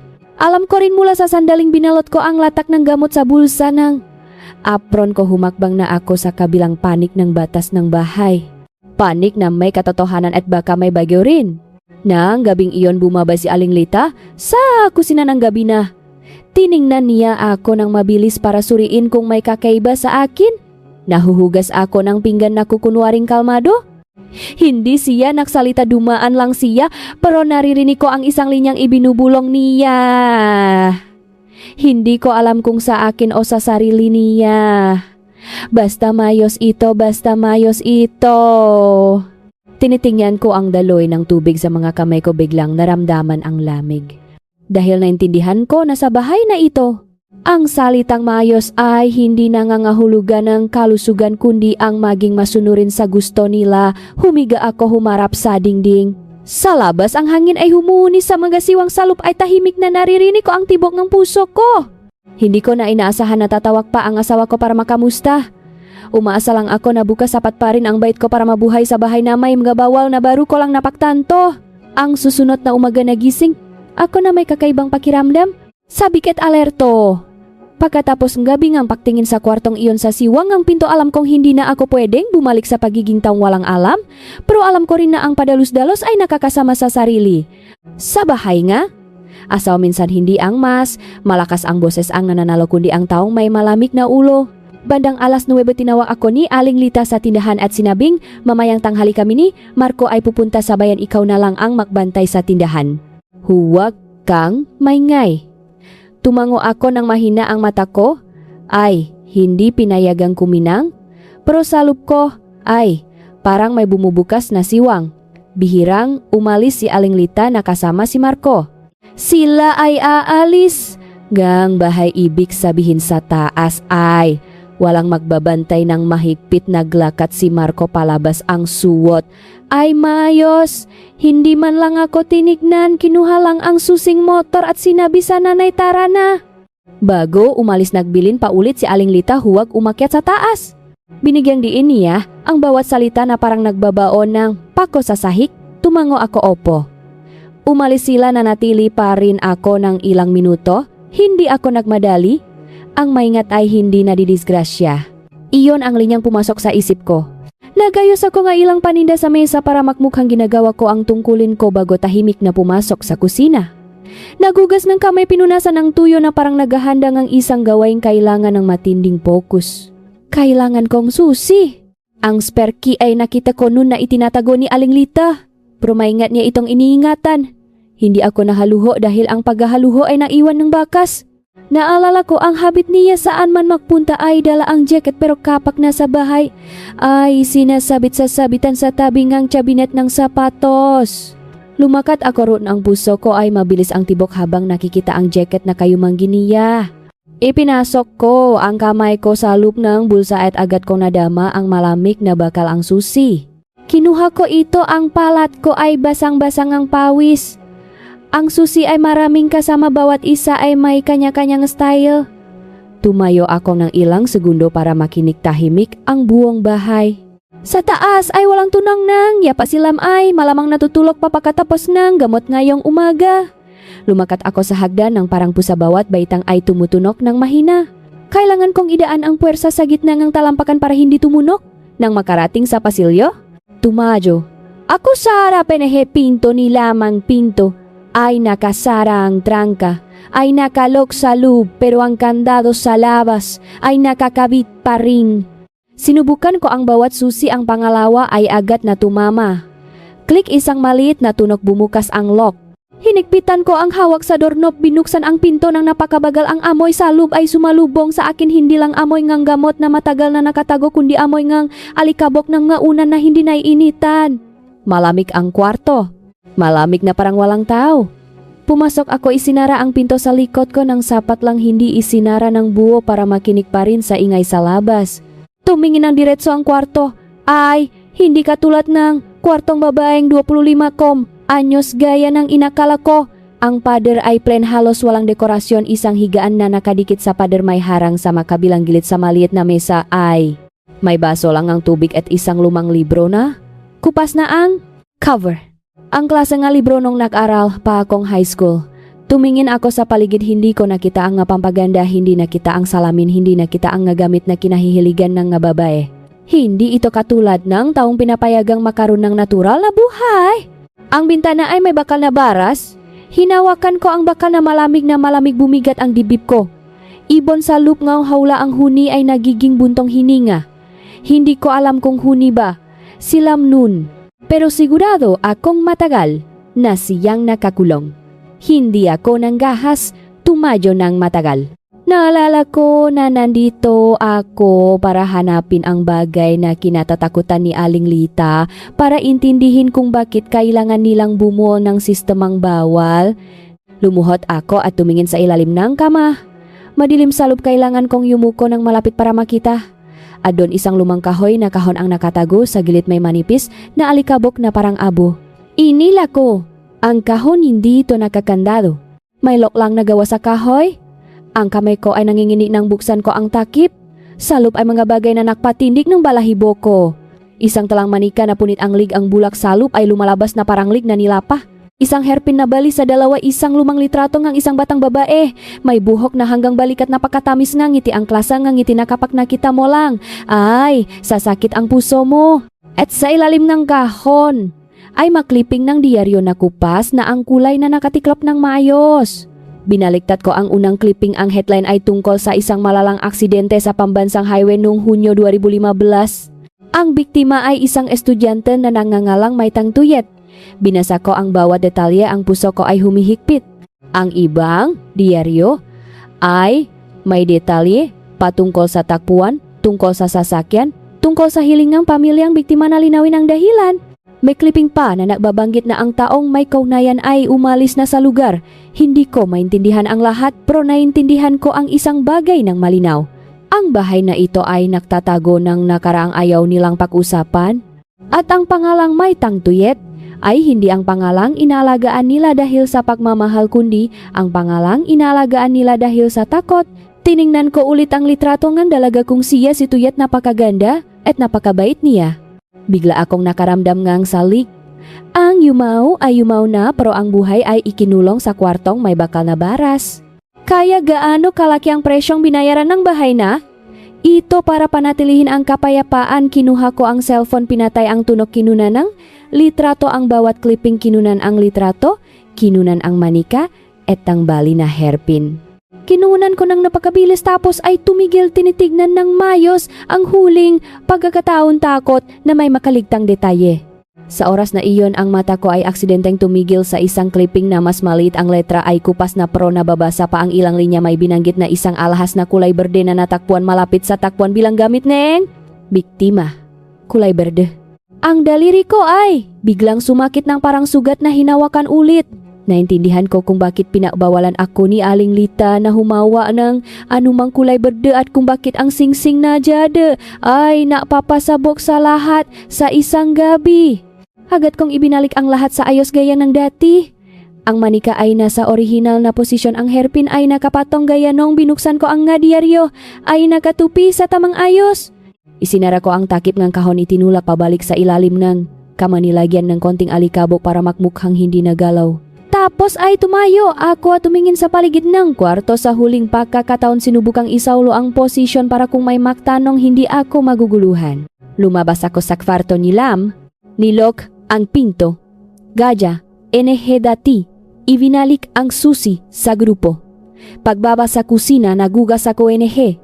Kamayulit pinunasan ng tuyo, tapos isinabit ang susi sa bulsa enehe jacket ni Aling Lita sa tamang lugar. Tumayo ako ng tuwid, huminga nang mahaba, sinubukang ibalik ang mukha sa normal. Pero sakto noon may narinig akong motor sa gate na tumatakbo ng dahan-dahan, tapos ang tunog ng preno ng mahina. Ang puso ko ay tumibo ng malakas. Sa maliit na bayan ang tunog ng motor ay pamilyar. Marinig mo lang ang isang beses ay matatandaan mo na. Hindi ako nangahas, lumabas agad, na natili ako sa posisyon, ang kamay ay hawak, ang tape, ang tenga ay parang string na nakatali. Ang yabag ang paa ay pumasok sa bakuran, dahan-dahan at malinaw.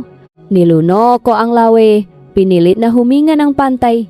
Sa utak ko ay may isang kaisipan kong bumalik sila ng mas maaga sa inaasahan. Kailangan kong tumayo. Nang matatag na parang hindi man lang, ako humawak sa bawal na sonang ng bahay na. Ito, ang yabang paa sa bakuran ay nakpagulat sa akin. Sinubukan kong panatilihin ang kamay na huwag manginik. Ang mata ko ay nakatingin sa tape na parang masigasik akong nakbabalot ng paninda. Ang puso ay tumitibo ng malakas hanggang sa natatakot ako na baka pati ang tao sa labas ay makarinig. Tapos ay narinig ang pag-ubo. Hindi boses ng biyenan ko, lalong hindi boses ni Marco. Tumingin ako ng mabilis sa siwang ng pinto isang lalaking. Banyaga siguro ay customer sa labas. Nakatayo sa gate. Na sumisilip at sumisigaw, "May, tao ba sa bahay ni? Aling Lita, bibili ako ng pusit." Huminga ako ng maluwak na parang kaliligtas lang sa panganib. Lumabas ako sa tindahan, ang boses ay sinubukang maging normal. Opo, sandali lang po. Pagkatapos bumili ng pusit ng lalaki ay umalis, tahimik na naman ang bakuran. Ang katahimikan na iyon ay hindi nakagaan sa akin. Pinaalala lang nito na nakatira ako sa estado na kailangang mag-ingat sa bawat tunok. Hindi pa nakikipaglaban pero takot ng matalo. Ang kasabihang iyon na dati ay tinatawanan ko ang ibang tao. Ngayon ay nangyayari sa akin nang hindi ko napapansin. Malapit na magtanghali, bumalik na talaga si Aling Lita at Marco.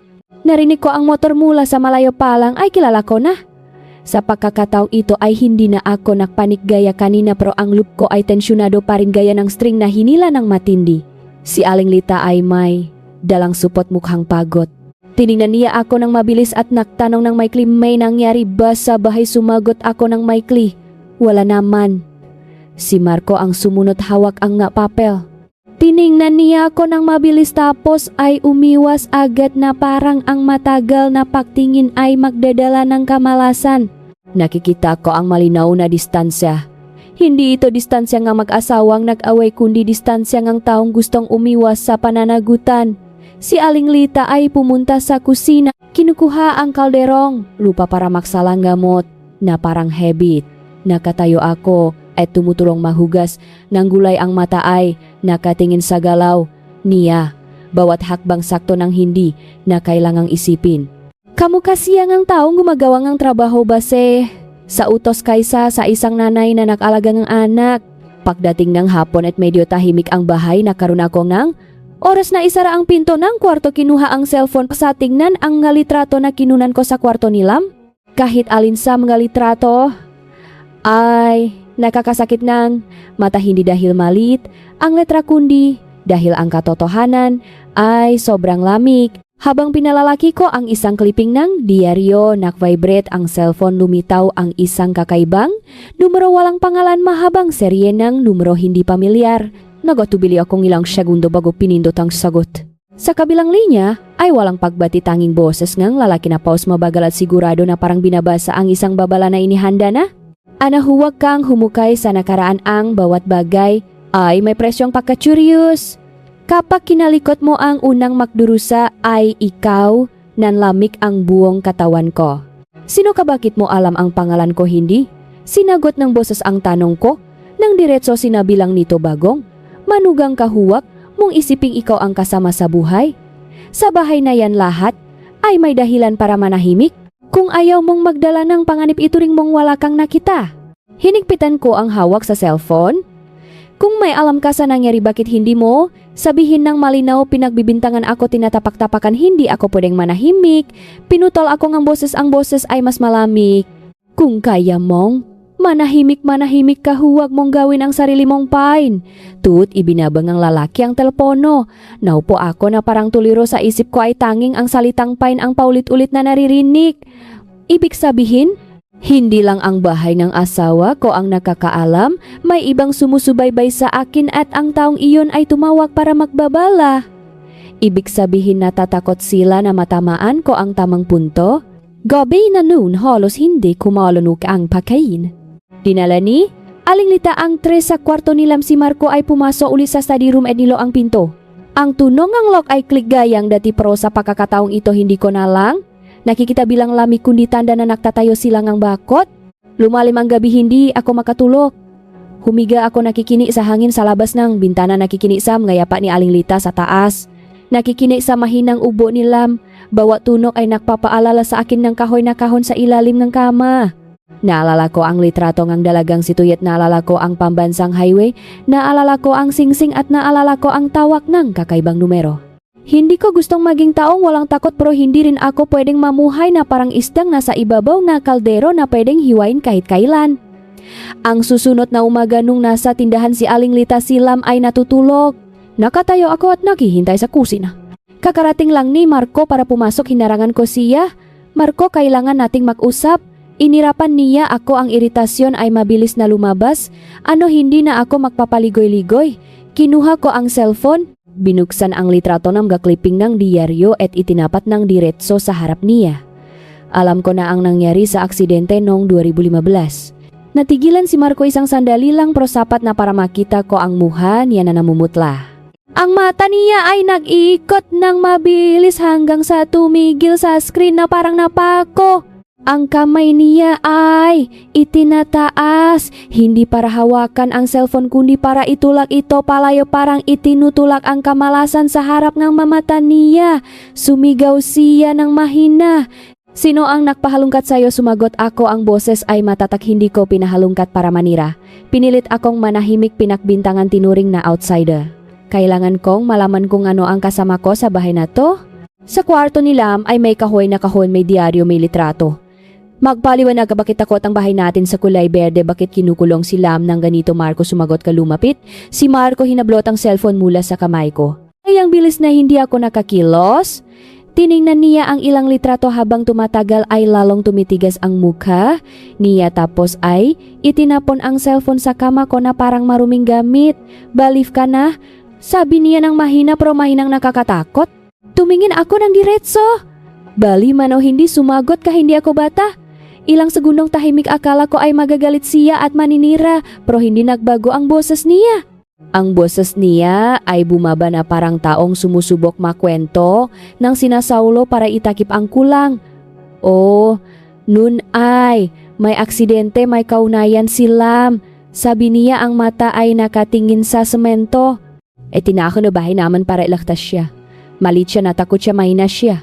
Ang pag-alala ay nagpapasabok sa kanya. Nakikita mo naman yun? Tanong ko agad. Ano ang kaunayan ni? Lam silang ba ang nagmaneho?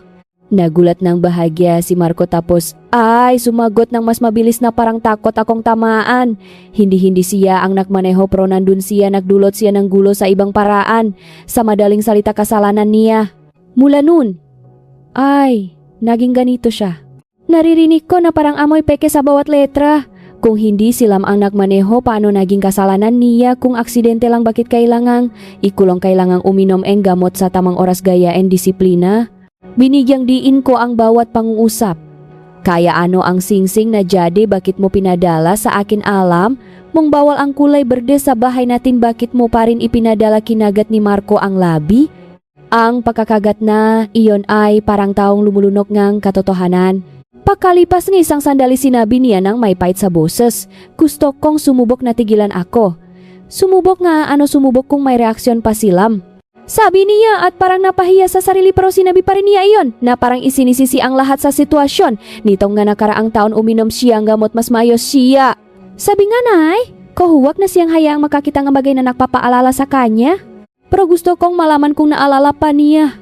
Hindi ko inisip na hayaan mong makita niya. Tumawa ako, tawa na parang nakakasakal. Hinayaan ko siyang makita. Marco, anong karapatan ko? Ang nanay mo ang nagila ng singsing sa daliri ko tapos ibinigay kay Lam. Sinisisi mo na naman ako. Nagbago ang mukha ni Marco. Lumapit siya, malamig ang mga mata. Huwag mo na akong kausapin. Malamig din ako. Huwag nang kausapin, para ano? Para ipakpatuloy mong sumubok makpatuloy sa pagtago, makpatuloy sa pagpilit na ako ang makdusa. Gumisi si Marco, kung gusto mong mabuhay ng payapa sa bahay na to, manahimik ka.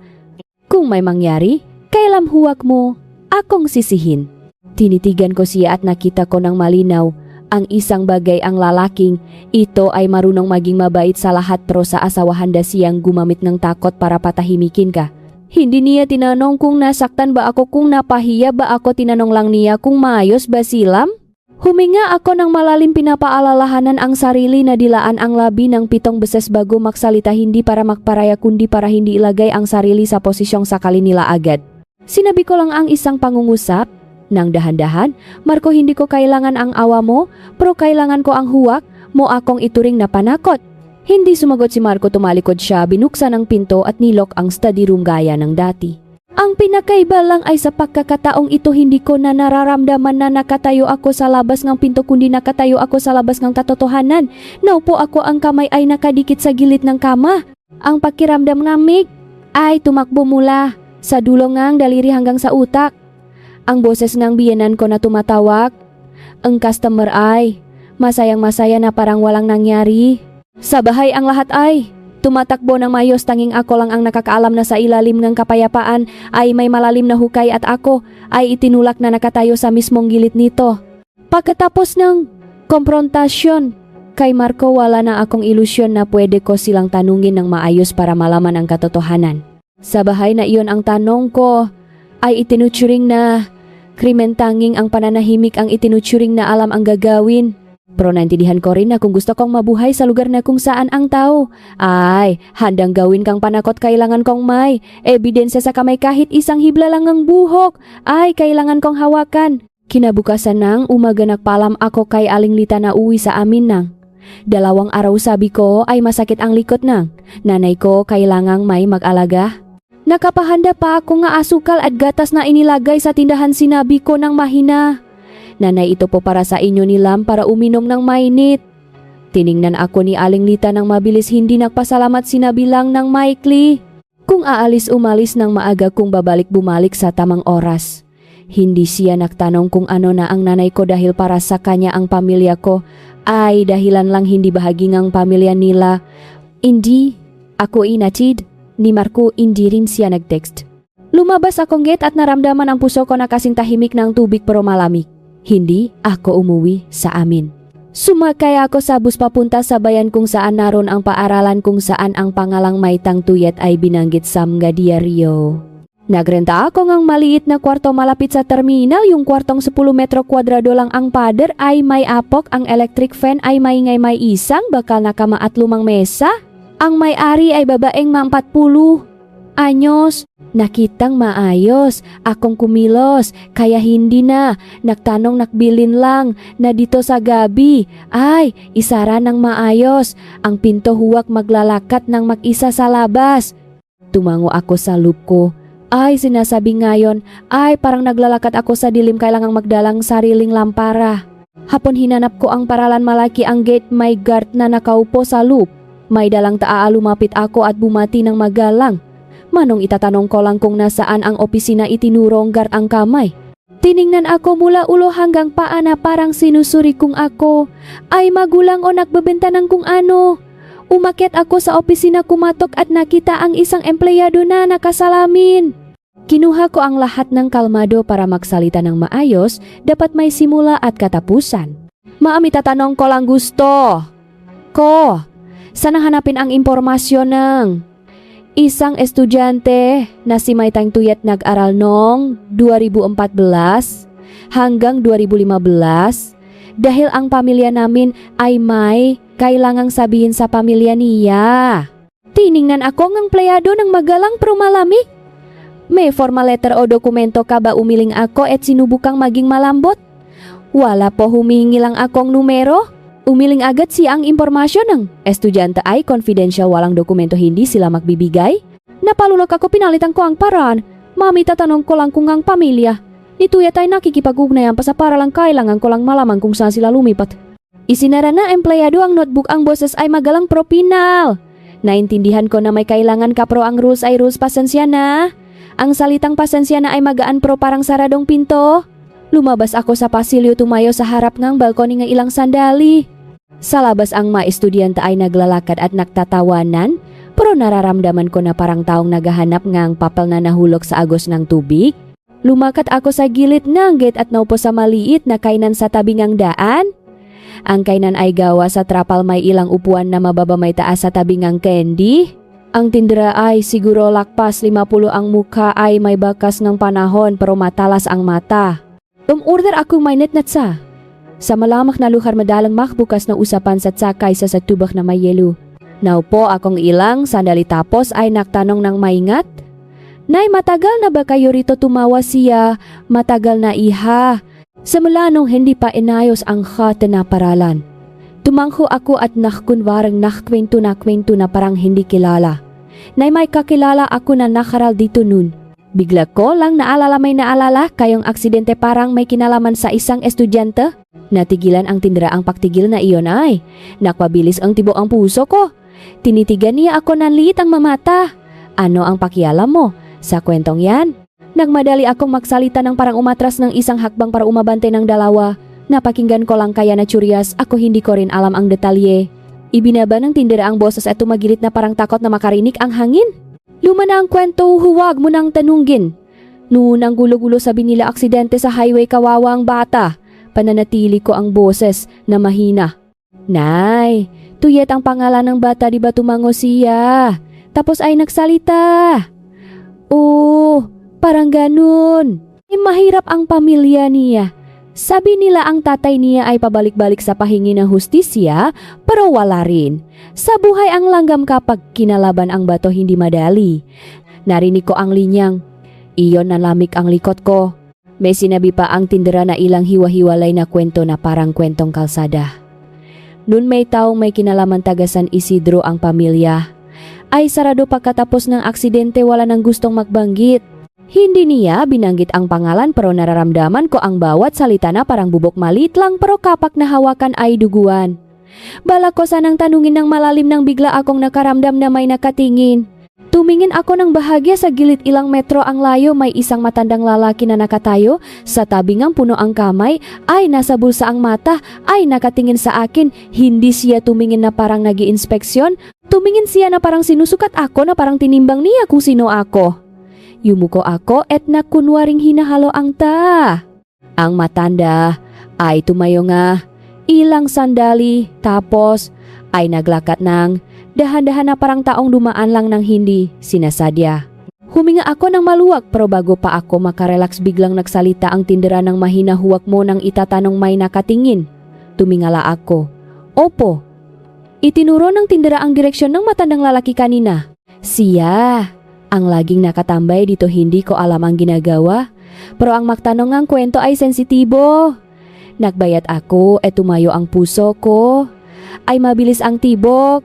Pero ang utak ko ay gising. Kung may laging nakatambay rito, ibig sabihin ang kwentong ito ay hindi papatay, pinilit lang itong manahimik. Naglakad akong ilang 10 hakbang nang marinig ko ang pagtawag sa likod ko ng napakahina. Humarap ako nang mabilis ang matandang lalaki kanina ay nakatayo na malapit sa akin. Tumingin siya ng diretso, ang mata ay hindi galit pero seryoso. Hindi siya nagtanong kung ano-ano, iniabot lang niya ang isang pirasong papel na nakatiklop sa apat.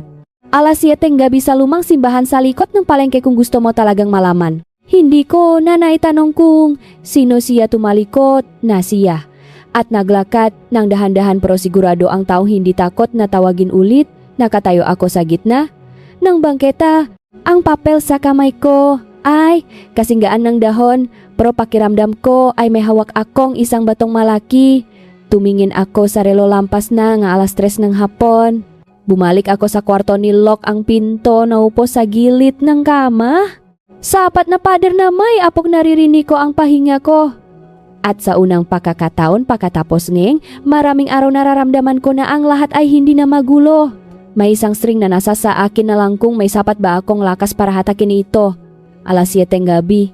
Ang panahon sa bayan ay mabilis bumaba, ang dilim ang ilaw, sa daan ay kakasindi pa lang at ang hamog ay nahahabol na ang puno. Ang hamog na nagpapalamig sa mga taong dumadaan sa likod ng lig. Nagsuot akong madilim na jacket, tinali ang buhok, lumabas ang kwarto nang walang dalang anuman kundi cellphone at isang maliit na bag. Hindi ko alam kung sino ang matandang lalaki pero alam ko ang isang bagay, ang taong nagbanggit ng tamang pangalan ko sa lugar na malayo. Ang taong iyon ay hindi simple. Ang lumang simbahan ay nasa likod ng palengke na kabawon sa ilang puno ng mangga. Ang lugar na ito kapag umaga ay siguradong maraming tao, kapag gabi ay tahimik. Naririnig lang ang ingay nga sasakyan sa malayo at ang tahongang aso sa kapitbahay. Tumayo ako sa gitnang simbahan nang ilang sandali tinitignan ang bakuran na may tile sinasabing nakapasok na wala ng urungan. Ang matandang lalaki ay nakaupo na sa baitang. Hindi siya nakasosyal, naka-jacket lang na kulay, abo-abo at lumangjap. Ang tindik niya ay tuwit, ang mata ay maliwanag, ang tongue sanay mag-control na damdamin. Pakakita sa akin hindi siya nagtanong kung sino ako gayang ginagawang iba tumango lang siya. Dumating ka. Hindi ako naupo agad nakatayo. Ako ng distansyang sapat para tumakbo kung may mangyari. Tanong ko nang diretso ang boses ay magalang pero hindi malambot. Sino ka, bakit mo alam ang pangalan ko, bakit mo ako pinapunta rito? Tumingin siya sa akin ng ilang sandali tapos ay kinuha ang lumang litrato mula sa bulsa na nakabalot sa plastik. Inilagay niya sabay tangat itinulak sa akin. Sa ilalim ng dilaw na ilaw nakita ko ang isang dalagang tumatawa ng napakatamis. Tama ang klaseng ngiti sa litratong nakita ko. Sa kahon sa ilalim ng kama, ang dibdib ko ay parang sinakal. Mahina kong sinabi, may tangtuyet. Tumango siya, ang boses ay mahina. Anak ko? Nakatayo ako, bigla. Na, langang lahat. Nege babala, ang lahat ng pagsilip. Ang lahat ng pagiging sensitibo ng kwento ay nakaroon ng dahilan. Hindi siya taong curious, siya ang taong nawalan ng anak. Napalunok ako. Kaya ikaw ang tumawag sa akin noong nakaraang araw. Tumingin siya ng diretso. Tama. Tinawag kita para tumigil dahil papasok ka sa lugar kung saan handa nilang itulak ka sa hukay. Bigla akong nakaramdam ng anghang sa lalamunan. Hindi ko alam kung paano tawagin para maging tama, sinabi ko na lang, Manong. Oh, bakit mo ako sinubaybayan? Ano ang gusto mo sa akin? Huminga siya ng malalimang paghinga. Ay, parang matagal na kinimkim. Gusto kong hustisya para sa anak ko 11 taon na iha. Sabi niya pa hindi na magpapaligoy-ligoy, bawat salita ay bumabagsak sa tiles ng simbahan gaya ng bato. Ang aksidente noong 2015 ay hindi simple, sinabi nilang aksidente yun. Tapos ay lumubog ang lahat, ang pamilyang iyon ay tumahimik ng parang palay. Ako naman hindi ako pwedeng manahimik. Ramdam ko ang lamig sa likod. Naalala ko ang sabi ng tindera, ang langgam kapag kinalaban ang bato hindi madali. Tinitigan ko siya at nakita ko na matagal na siyang naghahanap ng hustisya ng mag-isa. Tanong ko, paus ng boses? Ang asawa ko ang nagsabi na may kaunayan. Ang hipak ko, sinabi nilang siya ang may kasalanan. Ano ang alam mo? Ngumisi siya pero hindi tawa kundi isang bakas ang sakit. Ipinasa nila ang sisi sa batang yun. Nalaki ang mata ko. Ano ang sinabi mo? Tiningnan niya ako na parang sinusukat kung kaya ko pang tumayo, tapos ay sinabi ng dahan-dahan na sa loop ng sasakyan silam tama pero ang nakmamaneho ay si Marco. Akala ko ay mali ang narinig ko. Umiling ako, hindi posible, sabi ni Marco. Pinutol niya ang boses. Hindi ako nagsasalita bes sa pakiramdam. Sinundan ko ang bawat saksi, bawat taong nakatayo sa takpuan. Nagtanong ako sa mga taong tila walang kinalaman. Driver ng truck, may-ari ng kainan malapit sa daan. Ang matao na unang lumabas may natatakot na magsalita ng diretso. Pero lahat sila ay may isang punto. Nakakita sila nga lalaking binuhat ang isang dalaga papunta sa ibang sasakyan. Ang mukha ay putlang-putla, paulit-ulit na nagsasabi, "Huwag mong sasabihin, huwag mong sasabihin." Hinigpitan ko ang hawak sa bagang puso ko ay tumitibok na parang tambol. Ayokong maniwala pero hindi ko pwedeng pigilan ang piraso na kusa na lang nagdidikit. Sabi niya pa, pagkatapos ng aksidente, ang pamilyang iyon ay hindi dinala agad sa ospital ang anak ko. Inunan nilang linisin ang bakas. Nang dumating ang pulis, may handa na silang kwento at ang kwentong iyon ay kailangan ng taong mananagot. Ang batang silam, ang perfect na pagpipilian. Bata mahina, madaling pilitin. Naririnig ko hanggang rito, ang utak ko ay naguguluhan. Naalala ko ang posisyon ni Lam sa sofa, ang tingin na parang takot, ang pinto na may trangka, ang higaan na puti gaya ng sa ospital. Kung si Lam ang ginawang panagot mula nung bata pa siya, ang buong buhay niya ay mabubuhay sa takot at guilt na gawang ang ibang tao. Tanong ko nanginginig. Pero paano nila naitago ang lihim ng ganito katagal? Tiningnan niya ang dilim sa likod ng simbahan. Ang boses ay mas mababa sa pamamagitan ng kontrol. Si Aling Lita ang naktayo ng bakot. Ipinasok niya sa utak ni Lam na si Lam ang may sala na kapak naaalala niya mawasa ang bahay. Dahil kapak naktanim ka. Kasalanan sa isang bata. Kusa na itong maglalo sa sarili niyang bibig. Ramdam ko ang bara sa lalamunan. Naalala ko ang mukha ni Aling Lita nung sinabing ang usapin ni Lam huwag mong itatanong. Nun akala ko ay inaalagaan niya ang anak pala ay natatakot siyang maalala ng anak. Si Manong Gifuki ay kinuhang mali na sobre sa busa na injaga na bot nilagay lang sa tabi ang litrato. Nakikita mo bang uminaw ang gamot sa silang sa tamang oras. Tumango ako ang puso ay parang nahuhulog. May notebook si Aling Lita ang amoy gamot ay kakaiba pagkatapos inumin ni Lam ay mapungay ang mata. Pumikit siya ng isang segundo tapos ay bumuka. Ang mata ay matalas gaya ng pako. Hindi iyon ordinaryong gamot. Isipin mo kung ang bata ay gising. Ang isip kong bumalik ang memorya niya sino ang ituturo niya ng lamig. Ako naintindihan ko na ang gamot na iyon ay hindi para gamutin kundi para pabumabuhangin. Pabumabuhangin ang memorya. Pabumabuhangin ang paglaban. Pabumabuhangin pati ang pagkatao ni Lam. Sinubukan kong panatilihin ang kalmado. Kaya ano ang kinalaman ng singsing na jadi tinitigan niya? Ako ang mata ay lumalima sakit pero matalas. Ang anak ko ay may alahas na kulay berdenong araw na iyon ay dala niya. Pagkatapos ng aksidente na wala ang alahas. Isipin mo kung nasaan ang alahas na yun, huminga ako ng malalim. Naalala ko ang singsing na jadi na ipinadala ni Marco sa akin. Naalala ko ang paghablot ni Aling Lita. Naalala ko ang paglitaw nito sa kwarto ni Lam nung gabing inatake siya. Ang lahat ay hindi na tsamba. Sabi niya pabawat salita ay nakbabaon sa katotohanang nakakakilabot. Ang singsing na berde ay ang susi. Pwede nitong hilahin ang memorya ni Lam. Kaya nila pinagbawal kaya sila natatakot. At ang pagpadala ni Markong singsing na yun sa iyo ay hindi dahil mahal ka niya. Parang sinampal ako. Naririnig ko ang boses ko na tinatanong mahina sa punto na ako mismo ay nahihiya. Kaya bakit niya ipinadala tinitigan niya ako ng diretso? Para sumubok kung mayos pa ang pagkalok sa bata para i-check ang gamot at ang pagreprogram kung epektibo pa. Kung makikita ni Lam ang singsing at walang reaksyon ibig sabihin nakabaon na ang memorya. Kung magriyak mas higpitan nila ang pagkakalok. Nanigas ako ang singsing na inakala kong regalo na inasahan ko pala ay bitak. Bigla kong naintindihan kung bakit sumigaw si Markong ang pinatay mo ang kapatid ko. Dahil sa isip niya, ang singsing bago ang aksidente ay switch at ako ang taong itinulak na tumayo sa tabi mismo na switch na iyon. Tiningnan ko ang litrato ni Tuyet na karamdam ng sakit sa ilong. Hindi ko siya kilala pero babay ako. Naintindihan ko ang pakiramdam na mawalan ng buhay dahil sa kasakiman ng ibang tao. Naintindihan ko rin ang pakiramdam na maging panagot. Pinunasan ko ang mabilis na luha hindi ko gustong maging mahina sa harap niya. Itanong ko ang boses ay nagbago na. Hindi na nangingini dahil sa takot kundi dahil sa galit. Anong gusto mong gawin ko itinula ni Manong Fuk ang sobre sa akin. Kailangan ko ebidensya. Kung ang gamot na iyon ay gamot na pampababang isip, kailangan mong kumuhang sample. Hindi ko pwedeng pasukin ang bahay nila. Ikaw lang ang taong pwedeng lumapit sa kusina nila. Tiningnan ko ang sobre pero hindi binuksan. Alam kong sa loop nito ay pwedeng address ngang lap, numero opera na inihanda niya para sa daan na tinahak niya sa loop ngang 11 taon. Tumingala ako at sinabi ng malinaw na intindihan ko kung gagawin ko ito mapapahamak ako, tumango siya ng mabilis hindi nambubuyo.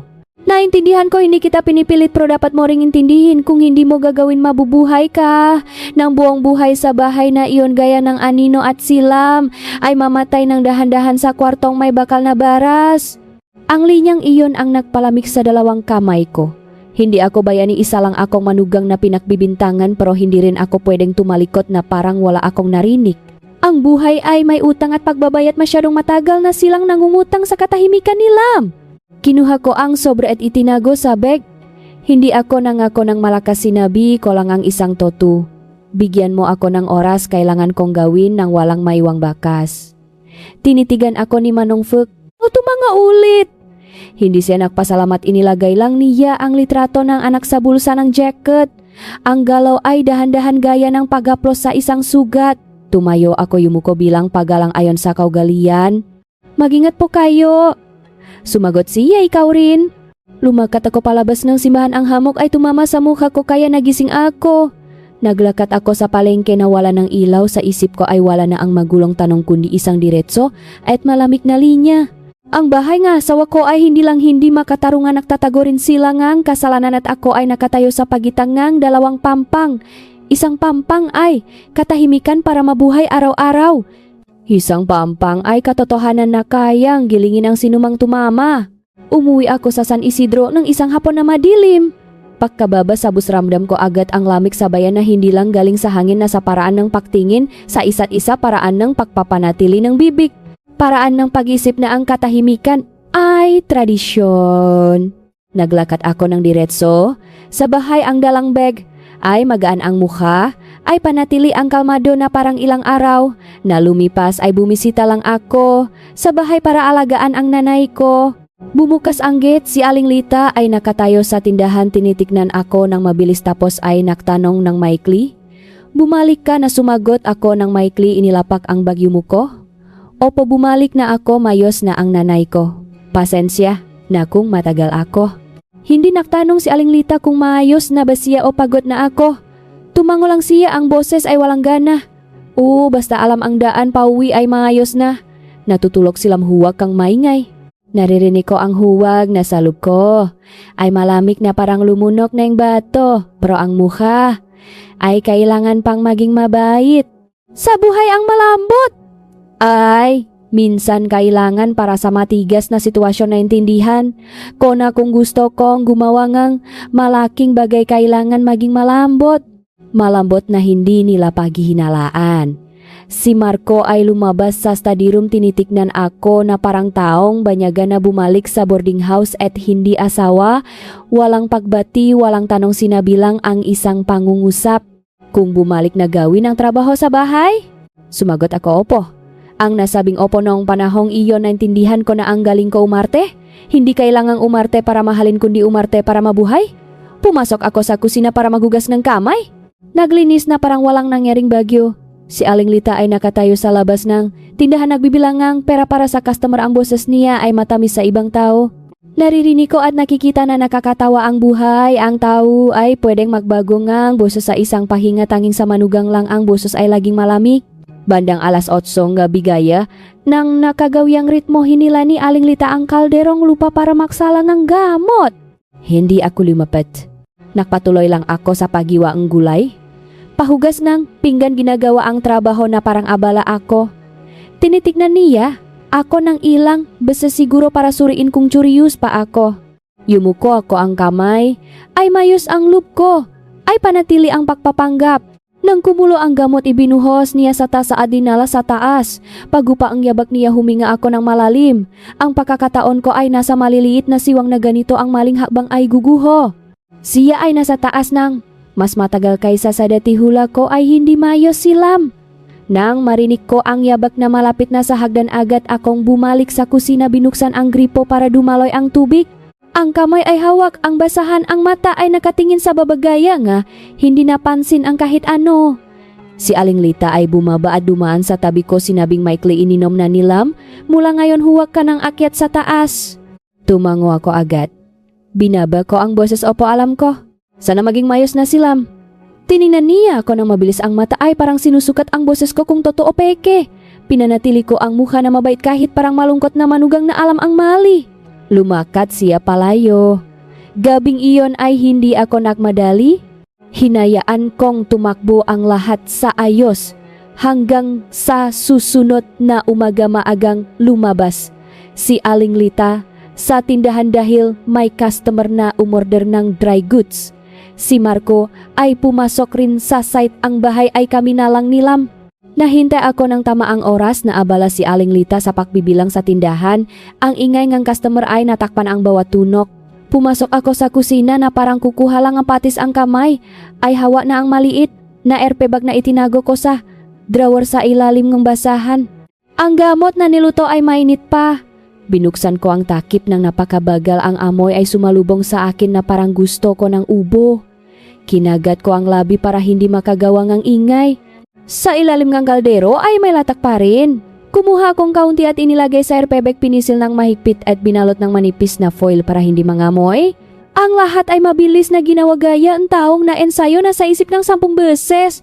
Isinara ko ang takip ng kaldero gaya ng dati. Pinunasan ang gilid ng kaldero ng malinis na basahan para walang maywang fingerprint. Inilagay ko ang air pebek sa ilalim ng bag na nasa ilalim ng gadamit na hindi napapansin. Tapos ay lumabas ako sa tindahan para tulungan si Aling Lita. Ang muka ay panatili ang kalmado na parang kakahugas lang ng gulay.